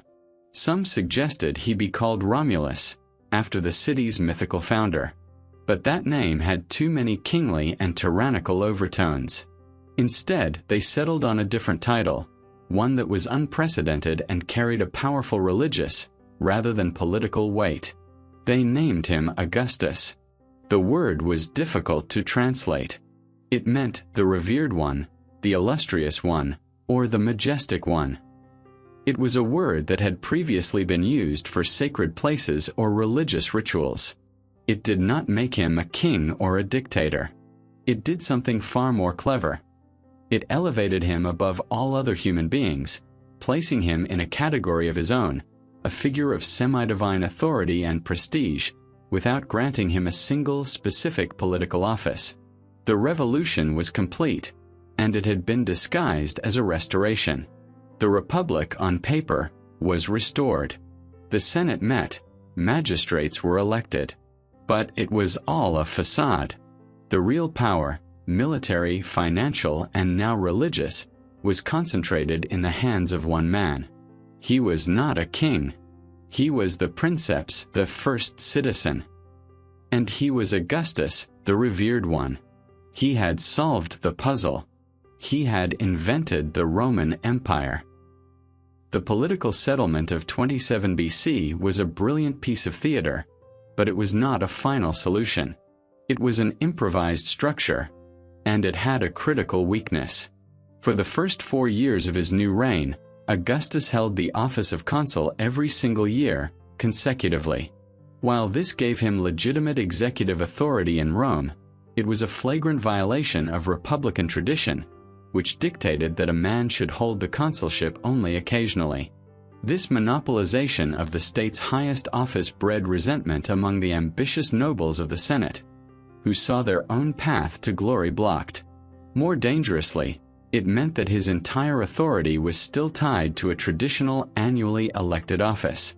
If he ever ceased to be consul, his legal power would evaporate. The system was too rigid, too obvious, and too dependent on his personal presence. The fragility of this arrangement was laid bare in 23 BC, when a crisis struck. Augustus, never a man of robust health, fell gravely ill. A fever brought him to the brink of death. The city of Rome panicked. The peace was only 4 years old. It was entirely dependent on this one man. If he died, who would succeed him? He had no designated heir. The old rivalries would surely reignite, and the empire would slide back into the bloody abyss of civil war. The stability of the world hung by the thread of one man's weakening pulse. Lying on what he believed to be his deathbed, Augustus made his preparations. He did not name a successor. To do so would be to admit he was a monarch. Instead, he handed his official signet ring to his most trusted friend and general, Agrippa. He gave the official state account books to his co-consul, Piso. He was acting as a proper republican magistrate, entrusting the state's business to its legitimate officers. But then, against all expectations, he recovered. This near-death experience was a profound wake-up call. It had shown him that the first settlement was a flawed and unstable foundation for a lasting peace. He needed a new basis for his power, one that was not dependent on holding a specific annual office. He needed a system that would give him supreme authority, but in a way that was more flexible, more subtle, and more deeply embedded in Roman tradition. And so, he engineered the Second Constitutional Settlement, the true masterstroke that would define the Principate for centuries. His first move was another piece of brilliant political theater. He formally resigned the consulship. To the senators, it must have seemed like a stunning concession. He was voluntarily giving up the highest office in the state. But it was a calculated sacrifice. He was trading the rigid traditional power of a consul for two new, far more sweeping and customized forms of authority. First, the Senate granted him imperium proconsulare meus.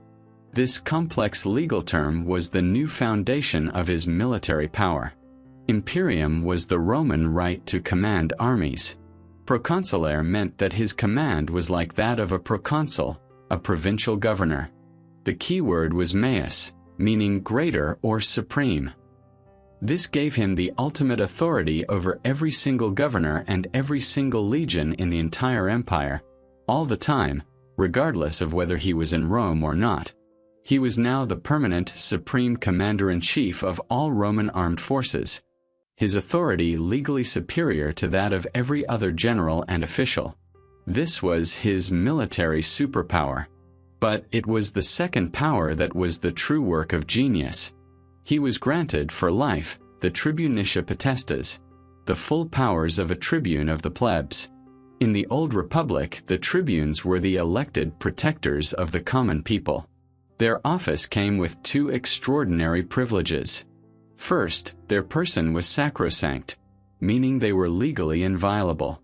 To physically harm a tribune was a crime against the gods, punishable by death. Second, they held the power of the veto, the right to block any law, any decree of the Senate, or any action of any other magistrate. By taking on the powers of a tribune, without holding the office itself, which as a patrician he was ineligible for, Augustus had found the perfect civilian basis for his rule. The tribunicia potestas made him legally untouchable. To conspire against him was now not just treason, but sacrilege. It gave him the power to control all state business, to propose laws, and to veto any action he disliked. And most brilliantly, it made him, in the eyes of the people, their official protector. He was no longer just a general. He was the champion of the common citizen, the inheritor of a sacred populist tradition. He even started dating the years of his reign by the number of years he had held this power. The new system was now complete. He had supreme, permanent military command through his imperium. He had supreme, permanent civil authority through his tribunician potestas. He no longer needed to be consul. He could now stand above the day-to-day political machine, guiding it from a position of untouchable authority. He let other men hold the prestigious consulship, thus winning the gratitude of the Senate, all while he retained the real power. He was the princeps, the first citizen, who guided the state not through an office, but through his immense personal prestige, his auctoritas, now backed by these two legal superpowers. He had finally solved the puzzle. He had created a monarchy disguised as a republic, an emperor who could claim he held no office that was not traditional, all while being more powerful than any king who had ever lived. The new system was a legal and political masterpiece, a delicate web of powers that allowed one man to rule the world. But how did it work in practice? Augustus understood that the true foundation of his rule was not just the legal powers the Senate had granted him, but a more potent, intangible force, his auctoritas. This Latin word is difficult to translate. It means more than just authority. It implies influence, prestige, and the weight of public respect. It was the unspoken power that came from his name, his accomplishments, his immense wealth, and the universal belief that he alone stood between the Roman world and a return to chaos. While his legal powers, his potestas, gave him the right to act, it was his auctoritas that ensured that when he spoke, everyone listened. His suggestions were treated as commands. His wishes became policy. He ruled not from a throne, but from his modest house on the Palatine Hill, and his primary instrument of governance, at least in public, was the Senate. He did not abolish the Senate or ignore it. He did something far more clever. He reformed it and made it his partner. He knew that the Roman aristocracy needed a place to exercise their ambition and feel a sense of purpose. So, he first purged the Senate of what he called its unworthy members, men who had been appointed during the chaos of the civil wars. He reduced its size from over 1,000 to a more traditional and exclusive 600. He raised the property requirement for membership, making it once again a truly elite club. This had a dual effect. It made the senators feel more prestigious and important than they had in a century, winning him their gratitude. It also ensured that the body was filled with men who were either his loyal supporters or were too wealthy and comfortable to risk opposing him. He treated the reformed Senate with the utmost public respect. He would sit among them as their princeps or first citizen. He would consult their opinion on matters of state, patiently listening to debates on issues he had often already decided in private. He gave them meaningful work, entrusting them with the governance of the peaceful inner provinces, which allowed aspiring nobles to have a traditional and glorious career path. The Senate was given its own treasury. It was allowed to mint its own copper coinage. On the surface, it looked like a genuine partnership. But it was a partnership between a rider and his horse. The Senate had dignity, prestige, and important administrative duties. But all the real power, the command of the legions, the control of the most important provincial revenues, and the final say on war and peace, remained firmly in his hands. He had turned the Senate from a potential rival into the gilded administrative branch of his new government, a crucial part of the Republican illusion that he so carefully maintained. Over the years, he subtly added the final pieces to his collection of powers, completing his control over every aspect of Roman life. In 12 BC, Marcus Lepidus, the exiled former triumvir, finally died.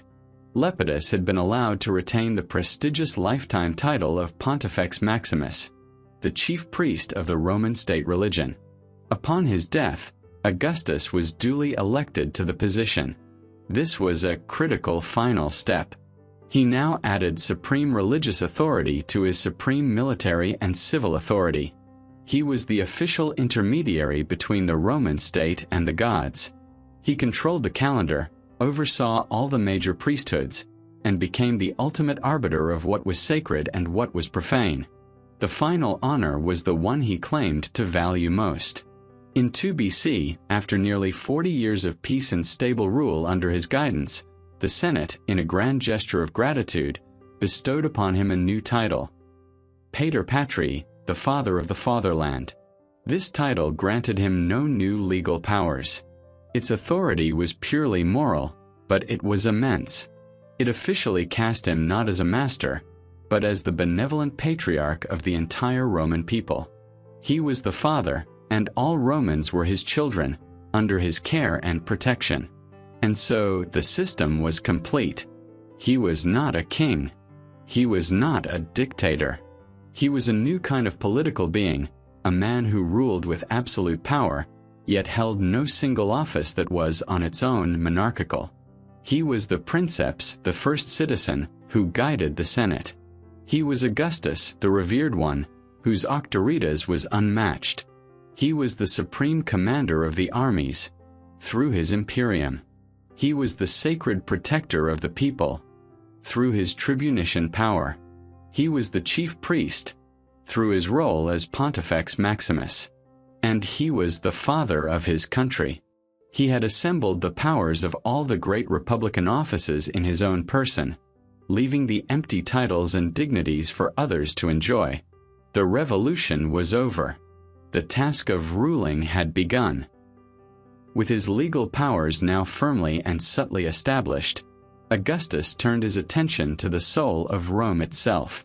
He understood that a lasting peace could not be built on laws and legions alone. It needed a moral foundation.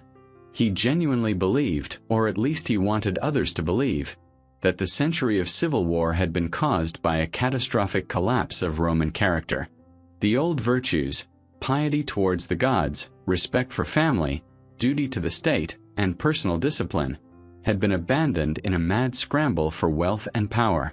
His final and most ambitious project was not just to govern Rome, but to reform it, to engineer a moral and spiritual revival. And to do that, he needed more than the power of a general or a magistrate.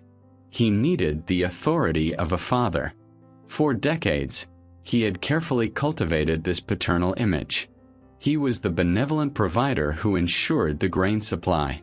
He was the pious restorer of the temples. He was the dutiful son who had avenged his own father. But in the year 2 BC, this carefully constructed image was given its final official seal. By this point, he had been ruling for nearly 3 decades. An entire generation had grown up knowing nothing but the peace he had created, the Pax Augusta. The memory of the civil wars was a fading nightmare from their parents' time. Gratitude towards the man who had made this possible was at its peak. The Senate, acting as the voice of the nation, decided to bestow upon him the ultimate honor. The proposal was introduced by one of the most respected senators, Marcus Valerius Messala Corvinus, a man who had once fought against him on the side of Brutus and Cassius but was now a loyal supporter. Speaking on behalf of the entire Senate and people of Rome, Messala addressed the 60-year-old emperor. "Hail, Caesar Augustus!" he proclaimed. "I am directed to express the wish of the Senate and Roman people in concord that you accept the title of Pater Patri, Father of the Fatherland." Augustus, the master of political theater, reportedly responded with tears in his eyes. He rose and, with a voice full of emotion, he replied, "Conscript fathers, I have now achieved my highest ambition. What more can I ask of the immortal gods than that they should approve of what I have done, and that you should all retain this opinion of me until the last day of my life?" The title was then officially inscribed in the vestibule of his house, in the Senate House, and on the base of the chariot statue erected in his honor in the new Augustan Forum. It was the capstone of his career. It granted him no new legions, no new legal powers. Its force was entirely moral, and for that reason, It was perhaps the most potent weapon he had ever acquired. It fundamentally and permanently reframed his relationship with the Roman people. He was no longer just their leader. He was their father. And as a father, he had not just the right, but the duty to guide, to nurture, and, when necessary, to discipline his children. This new title was the moral justification for the most intrusive and controversial legislation of his reign: his social and moral reforms. Armed with the authority of a national patriarch, he felt empowered to legislate morality itself, to reach into the private lives and even the bedrooms of the Roman elite. He passed a series of laws known as the Julian laws on marriage and adultery. These laws were designed to combat the low birth rate among the aristocracy and to curb what he saw as its decadent and immoral lifestyle. Marriage was now legally encouraged, while celibacy was penalized through restrictions on inheritance. Adultery, which had previously been a private family matter, was now made a public crime. A woman convicted of adultery could have half her dowry confiscated and be exiled to a remote island. Her husband was now legally required to divorce her. Fathers were even given the right to kill their daughters and their adulterous partners if they were caught in the act. These laws were deeply unpopular with the very class they were meant to reform. The Roman elite, while happy to have peace and stability, bristled at this attempt by the state to police their private lives. There were protests and attempts to have the laws repealed. But Augustus, armed with the moral shield of pater patriae, stood firm. He was the father of the family, and he would do what was necessary to heal it, even if his children resisted. This paternal authority extended to every corner of Roman life. He saw himself as the father of his soldiers, creating a permanent military treasury to guarantee their retirement pensions. He was the father of the city, establishing Rome's first police force and fire brigade to protect its citizens. He was the father of the arts, patronizing poets and historians who could teach his people the virtues of their ancestors. The entire state was now imagined as one vast Roman family, and he was its benevolent, all-powerful head. But behind this magnificent public facade of the national father lay a deep and bitter personal irony. The pater patriae, the man so obsessed with family, succession, and legacy, had no sons of his own. His only biological child was a daughter, Julia. The man who passed laws forcing other men to marry and have children had failed to produce a male heir to carry on his name and his work. The father of the fatherland was unable to secure the future of his own house. This private tragedy, the desperate and ultimately doomed search for a successor, would become the central drama and the greatest failure of his long and otherwise triumphant reign. The Roman world was now at peace. For the first time in a century, the temples of Janus in Rome, whose gates were kept open in times of war, were closed. This era of stability, which would last for roughly 200 years, became known as the Pax Romana, the Roman peace. But this peace was not an accident of history, nor was it based on the goodwill of Rome's neighbors. It was a deliberately engineered system, and its foundation was not diplomacy. It was steel. The single most important and far-reaching reform of Augustus's entire reign was his complete and total transformation of the Roman army. He had learned the primary lesson of the late Republic better than anyone. He knew that the chaos that had destroyed the old order had been fueled by one thing: ambitious generals commanding personally loyal legions. Marius, Sulla, Pompey, Caesar, Antony, and indeed his younger self, had all been warlords whose power came from armies that followed them, not the state. The soldiers' loyalty was to the man who promised them loot and, most importantly, land upon retirement. This system had made the legions into kingmakers and the Republic into their playground. Augustus knew that to create a lasting peace, he had to break this cycle forever. His first step was a massive downsizing. At the end of the civil wars, he commanded a monstrous and unsustainable military force of over 60 legions. He immediately began the difficult and expensive process of demobilizing more than half of this army, settling hundreds of thousands of veterans in colonies across the empire. He reduced the standing army to a permanent professional force of 28 legions, later reduced to 25 after a disaster in Germany. This was a fundamental shift. The army was no longer a temporary citizen militia called up in times of crisis. It was a full-time, standing army of career soldiers. But how to secure their loyalty? This was the crucial question. His solution was a work of administrative genius. He established fixed and guaranteed terms of service. 20 years for a legionary, followed by 5 years in the reserves. But the masterstroke was what came after. Upon honorable discharge, a veteran was now guaranteed, by the state, a generous retirement package. This was usually a substantial plot of land in a veteran colony or, increasingly, a huge cash bonus, a payment of 12,000 sesterces, equivalent to more than 13 years of a soldier's basic pay. This promise was everything. A soldier no longer had to depend on the political fortunes of his individual general to secure his future. His retirement was now a legal right, guaranteed by the emperor himself. But to make this guarantee credible, it needed a permanent source of funding. So, in the year 6 AD, Augustus created a dedicated state pension fund, the Aerarium Militare, or military treasury. And to fill its coffers, he introduced 2 new permanent taxes across the empire: a 5% tax on all inheritances and a 1% tax on all goods sold at auction. The Roman elite grumbled about the new taxes, but the effect was revolutionary. The loyalty of the Roman soldier was permanently transferred from his immediate general to the abstract concept of the state, embodied by the emperor who signed the laws and funded the treasury. The unbreakable bond that had fueled the civil wars was finally severed.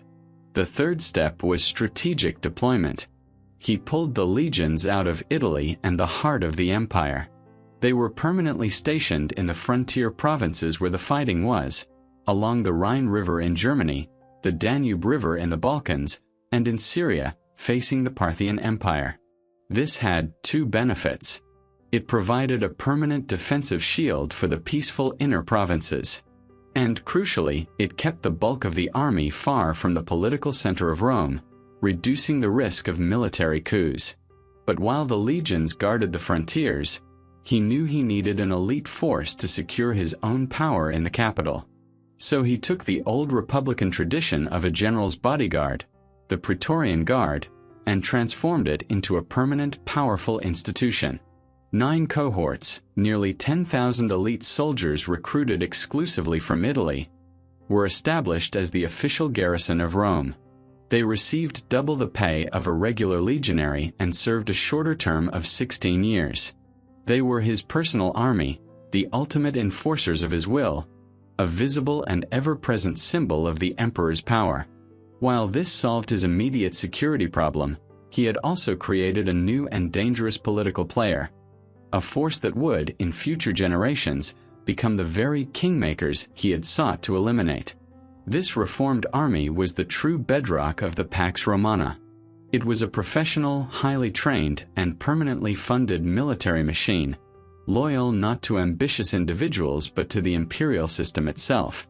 By solving the military problem that had destroyed the Republic, Augustus had created the instrument of power that would secure the Roman Empire for the next 3 centuries. With the army reformed and the frontiers secured, Augustus could finally turn his full attention to the heart of his empire, Rome itself. The city he had conquered was a chaotic, overgrown, and often squalid metropolis.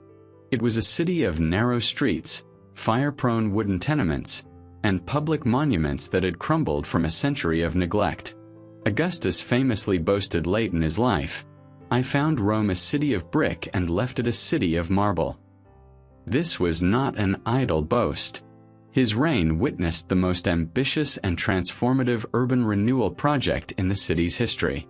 Working through his indispensable right-hand man, Agrippa, and using his own vast private fortune, he fundamentally remade the Roman landscape.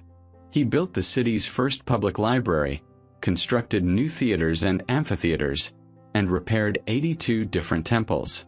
A network of new roads made travel more efficient, while new aqueducts brought fresh, clean water to the city's million inhabitants.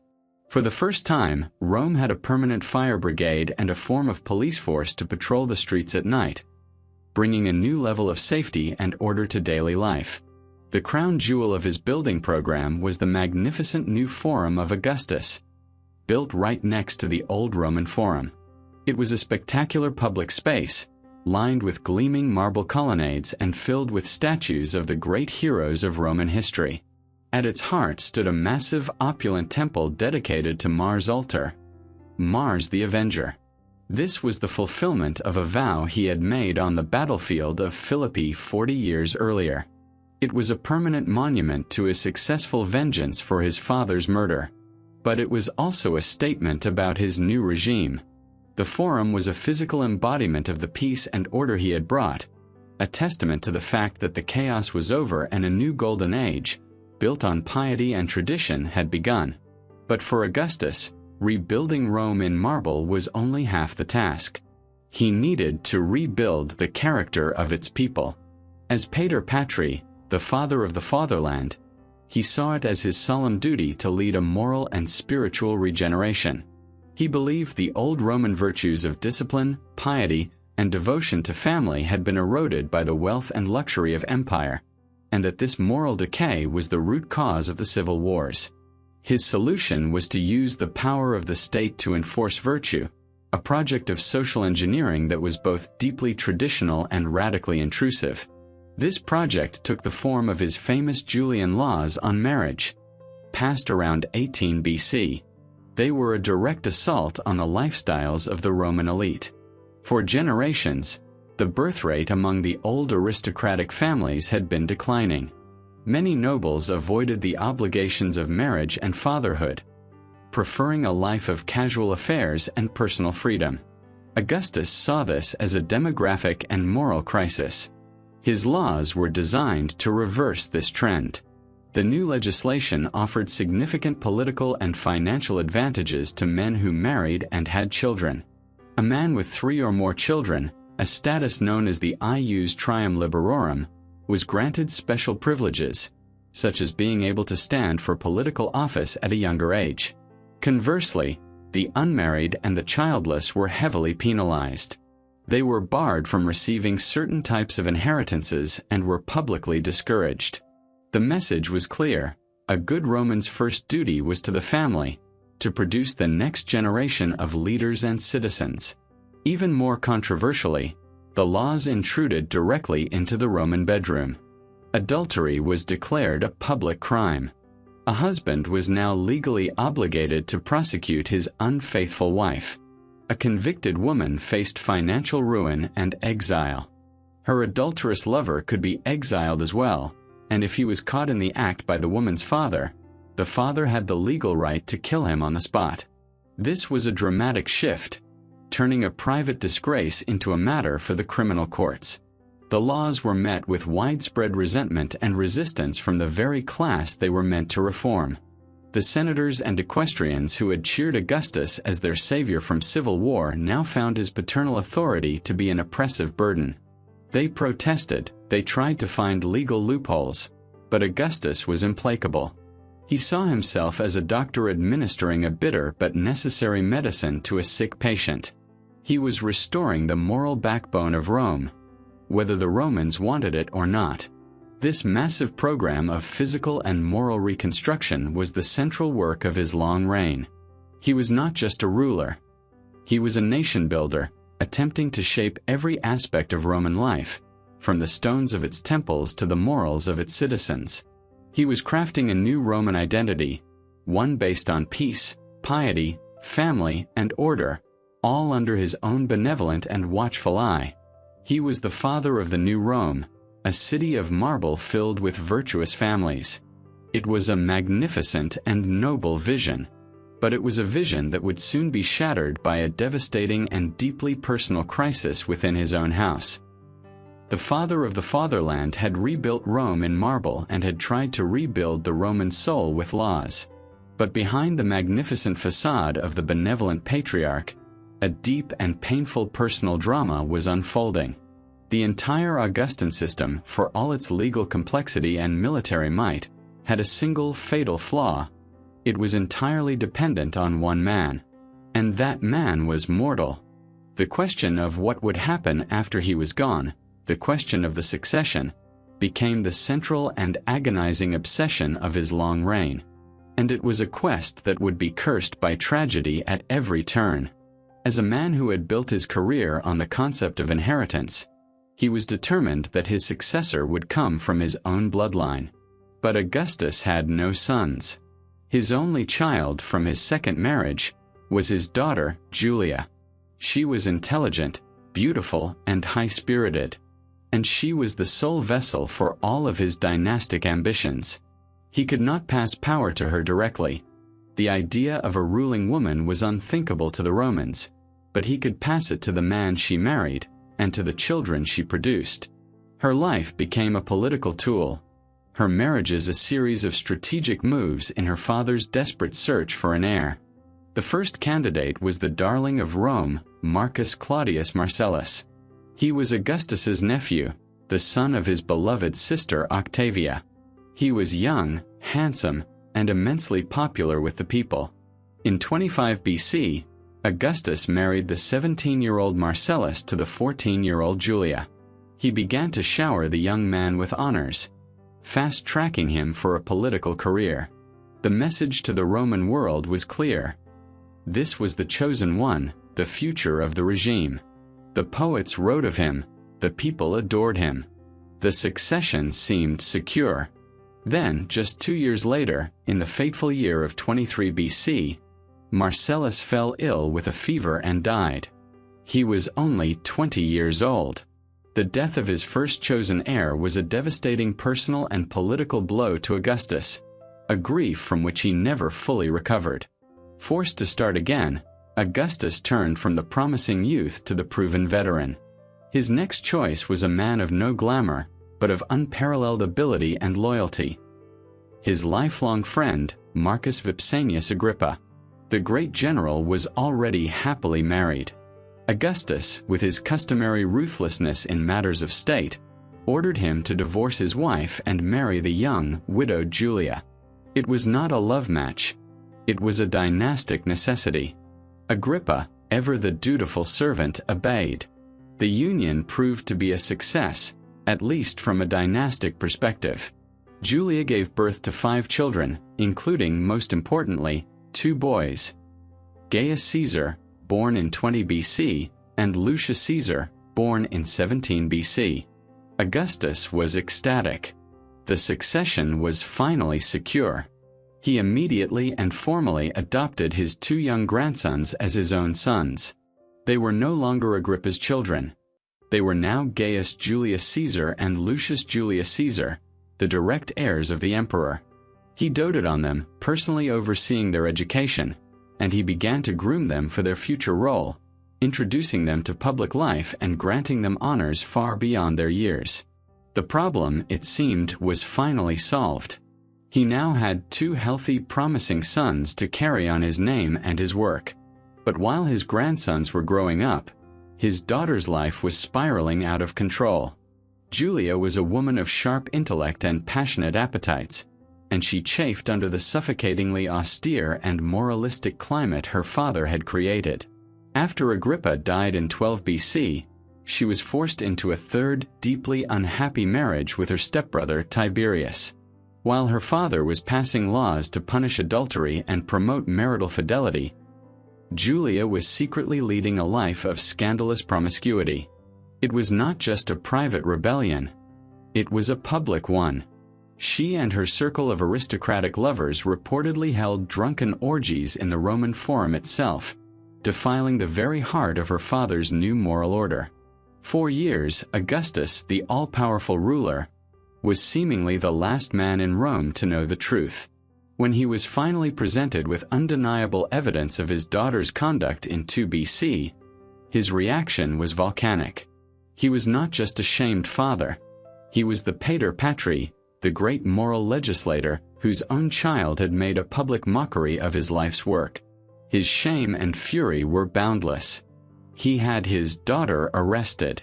He sent a letter to the Senate, publicly detailing all of her debaucheries. And then he did the unthinkable. He applied the full brutal force of his own Julian laws to his own daughter. He had her tried and convicted for adultery. He nullified her marriage and had her lover executed for treason.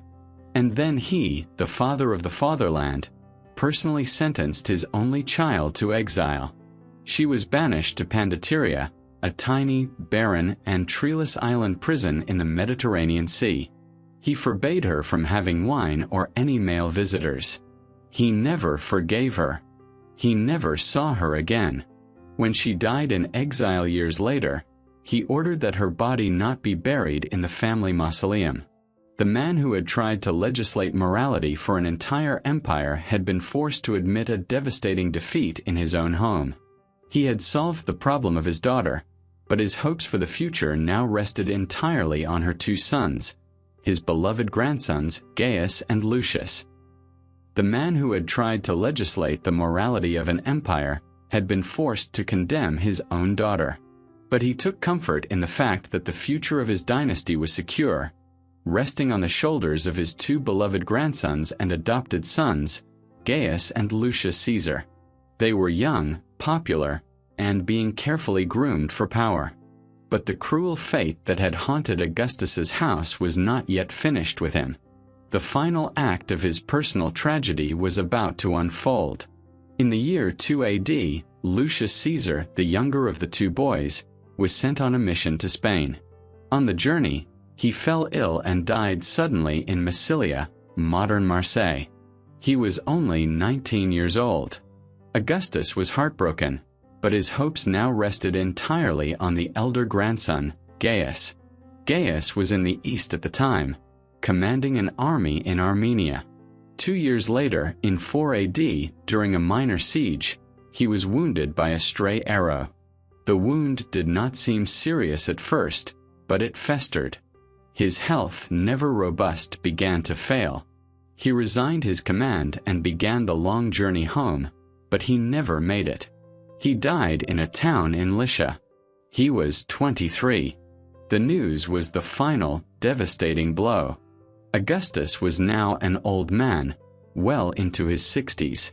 He had outlived every single one of his chosen heirs, his nephew, his son-in-law, and now his two grandsons. The house he had built, the dynasty he had so desperately tried to secure, lay in ruins. His life's work seemed destined to die with him. There was only one man left, one viable candidate whom he had long ignored, a man he respected as a general but seemed to personally dislike. His stepson, Tiberius. Tiberius was the son of his wife Livia from her first marriage. He was a brilliant and proven military commander, but he was also a gloomy, sullen, and deeply private man who lacked any of the Julian charisma. But there was no one else. In a grim acceptance of necessity, Augustus formally adopted the 45-year-old Tiberius as his son and heir, making him a partner in his power. The succession was finally, reluctantly, settled. While his family was collapsing from within, his empire faced a catastrophic blow from without. Since the time of Caesar, Rome had been pushing its frontier eastward from the Rhine River into the territory of the Germanic tribes, aiming to create a new province that would stretch all the way to the Elbe. By 9 AD, the region seemed pacified. Its governor was a respectable but complacent administrator named Publius Quinctilius Varus. Varus trusted a young Germanic chieftain named Arminius, a man who had been raised in Rome, granted citizenship, and had even served in the Roman army. But Arminius was playing a double game. He had secretly united the German tribes in a conspiracy to destroy the Romans. That autumn, Arminius fed Varus false intelligence about a local uprising, persuading the governor to divert his army from its safe route back to the Rhine and march it into the dense, unfamiliar Teutoburg forest. It was a perfectly laid trap. As the long Roman column, consisting of 3 full legions, the 17th, 18th, and 19th, was stretched out for miles along a narrow, muddy track, hampered by torrential rain, the Germans attacked. For 3 days, the Romans were ambushed, harassed, and slaughtered in a running battle. Unable to form their famous battle lines, they were cut down in their thousands. At the end, Varus and his senior officers, seeing no hope of escape, fell on their own swords. Nearly 20,000 Roman soldiers were annihilated. The army's sacred golden eagles, the very soul of the legions, were captured. The news of the disaster sent a shockwave of terror through Rome. Augustus was utterly devastated. The loss of 3 of his precious legions was a military and psychological blow from which he never recovered. Suetonius writes that the old emperor was so overcome with grief that he refused to cut his hair or shave for months. He would often wander the halls of his palace, banging his head against a door and crying out the same desperate phrase, "Quintili ver, legions red. Quintilius Varus, give me back my legions." The lost legion numbers were never used again, a permanent scar on the Roman military. In his final years, Augustus abandoned the dream of expansion, and in his will, he would advise his successors to keep the empire within its existing defensible borders. He was now an old, tired man, increasingly withdrawn, leaving the day-to-day administration to Tiberius. In the summer of 14 AD, at the age of 75, his health finally failed him.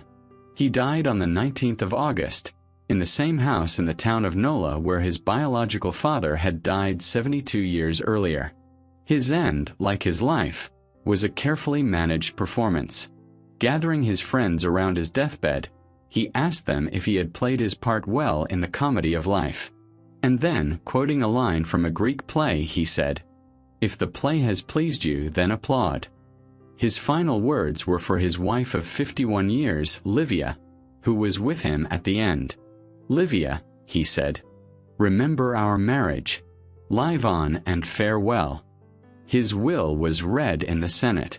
He left his vast fortune to Tiberius and Livia, but he also left enormous sums to his soldiers and to every citizen of Rome. He left behind another document as well, the Residential Gesti Divi Augusti, the deeds of the divine Augustus. It was a concise first-person account of his life's accomplishments, a final, brilliant piece of propaganda to be inscribed on bronze pillars outside his mausoleum for all of history to read. The Senate, without hesitation, officially declared him a god. He was now Divus Augustus. In the end, he was a man of staggering contradictions. He was the ruthless, cold-blooded revolutionary Octavian, who waded through a river of blood to achieve power. And he was the revered, majestic statesman Augustus, who brought 2 centuries of peace and stability to a shattered world. He was not the greatest general Rome ever produced, nor its greatest thinker, but he was, without question, its greatest and most successful politician. He found Rome a city of brick and left it a city of marble. But more than that, he founded in chaos and left it an empire. The system he invented, the Principate, would endure for centuries. The peace he established, the Pax Romana, would become a legend. He was the man who ended one age and single-handedly forged the next, leaving a legacy that shapes our world to this day.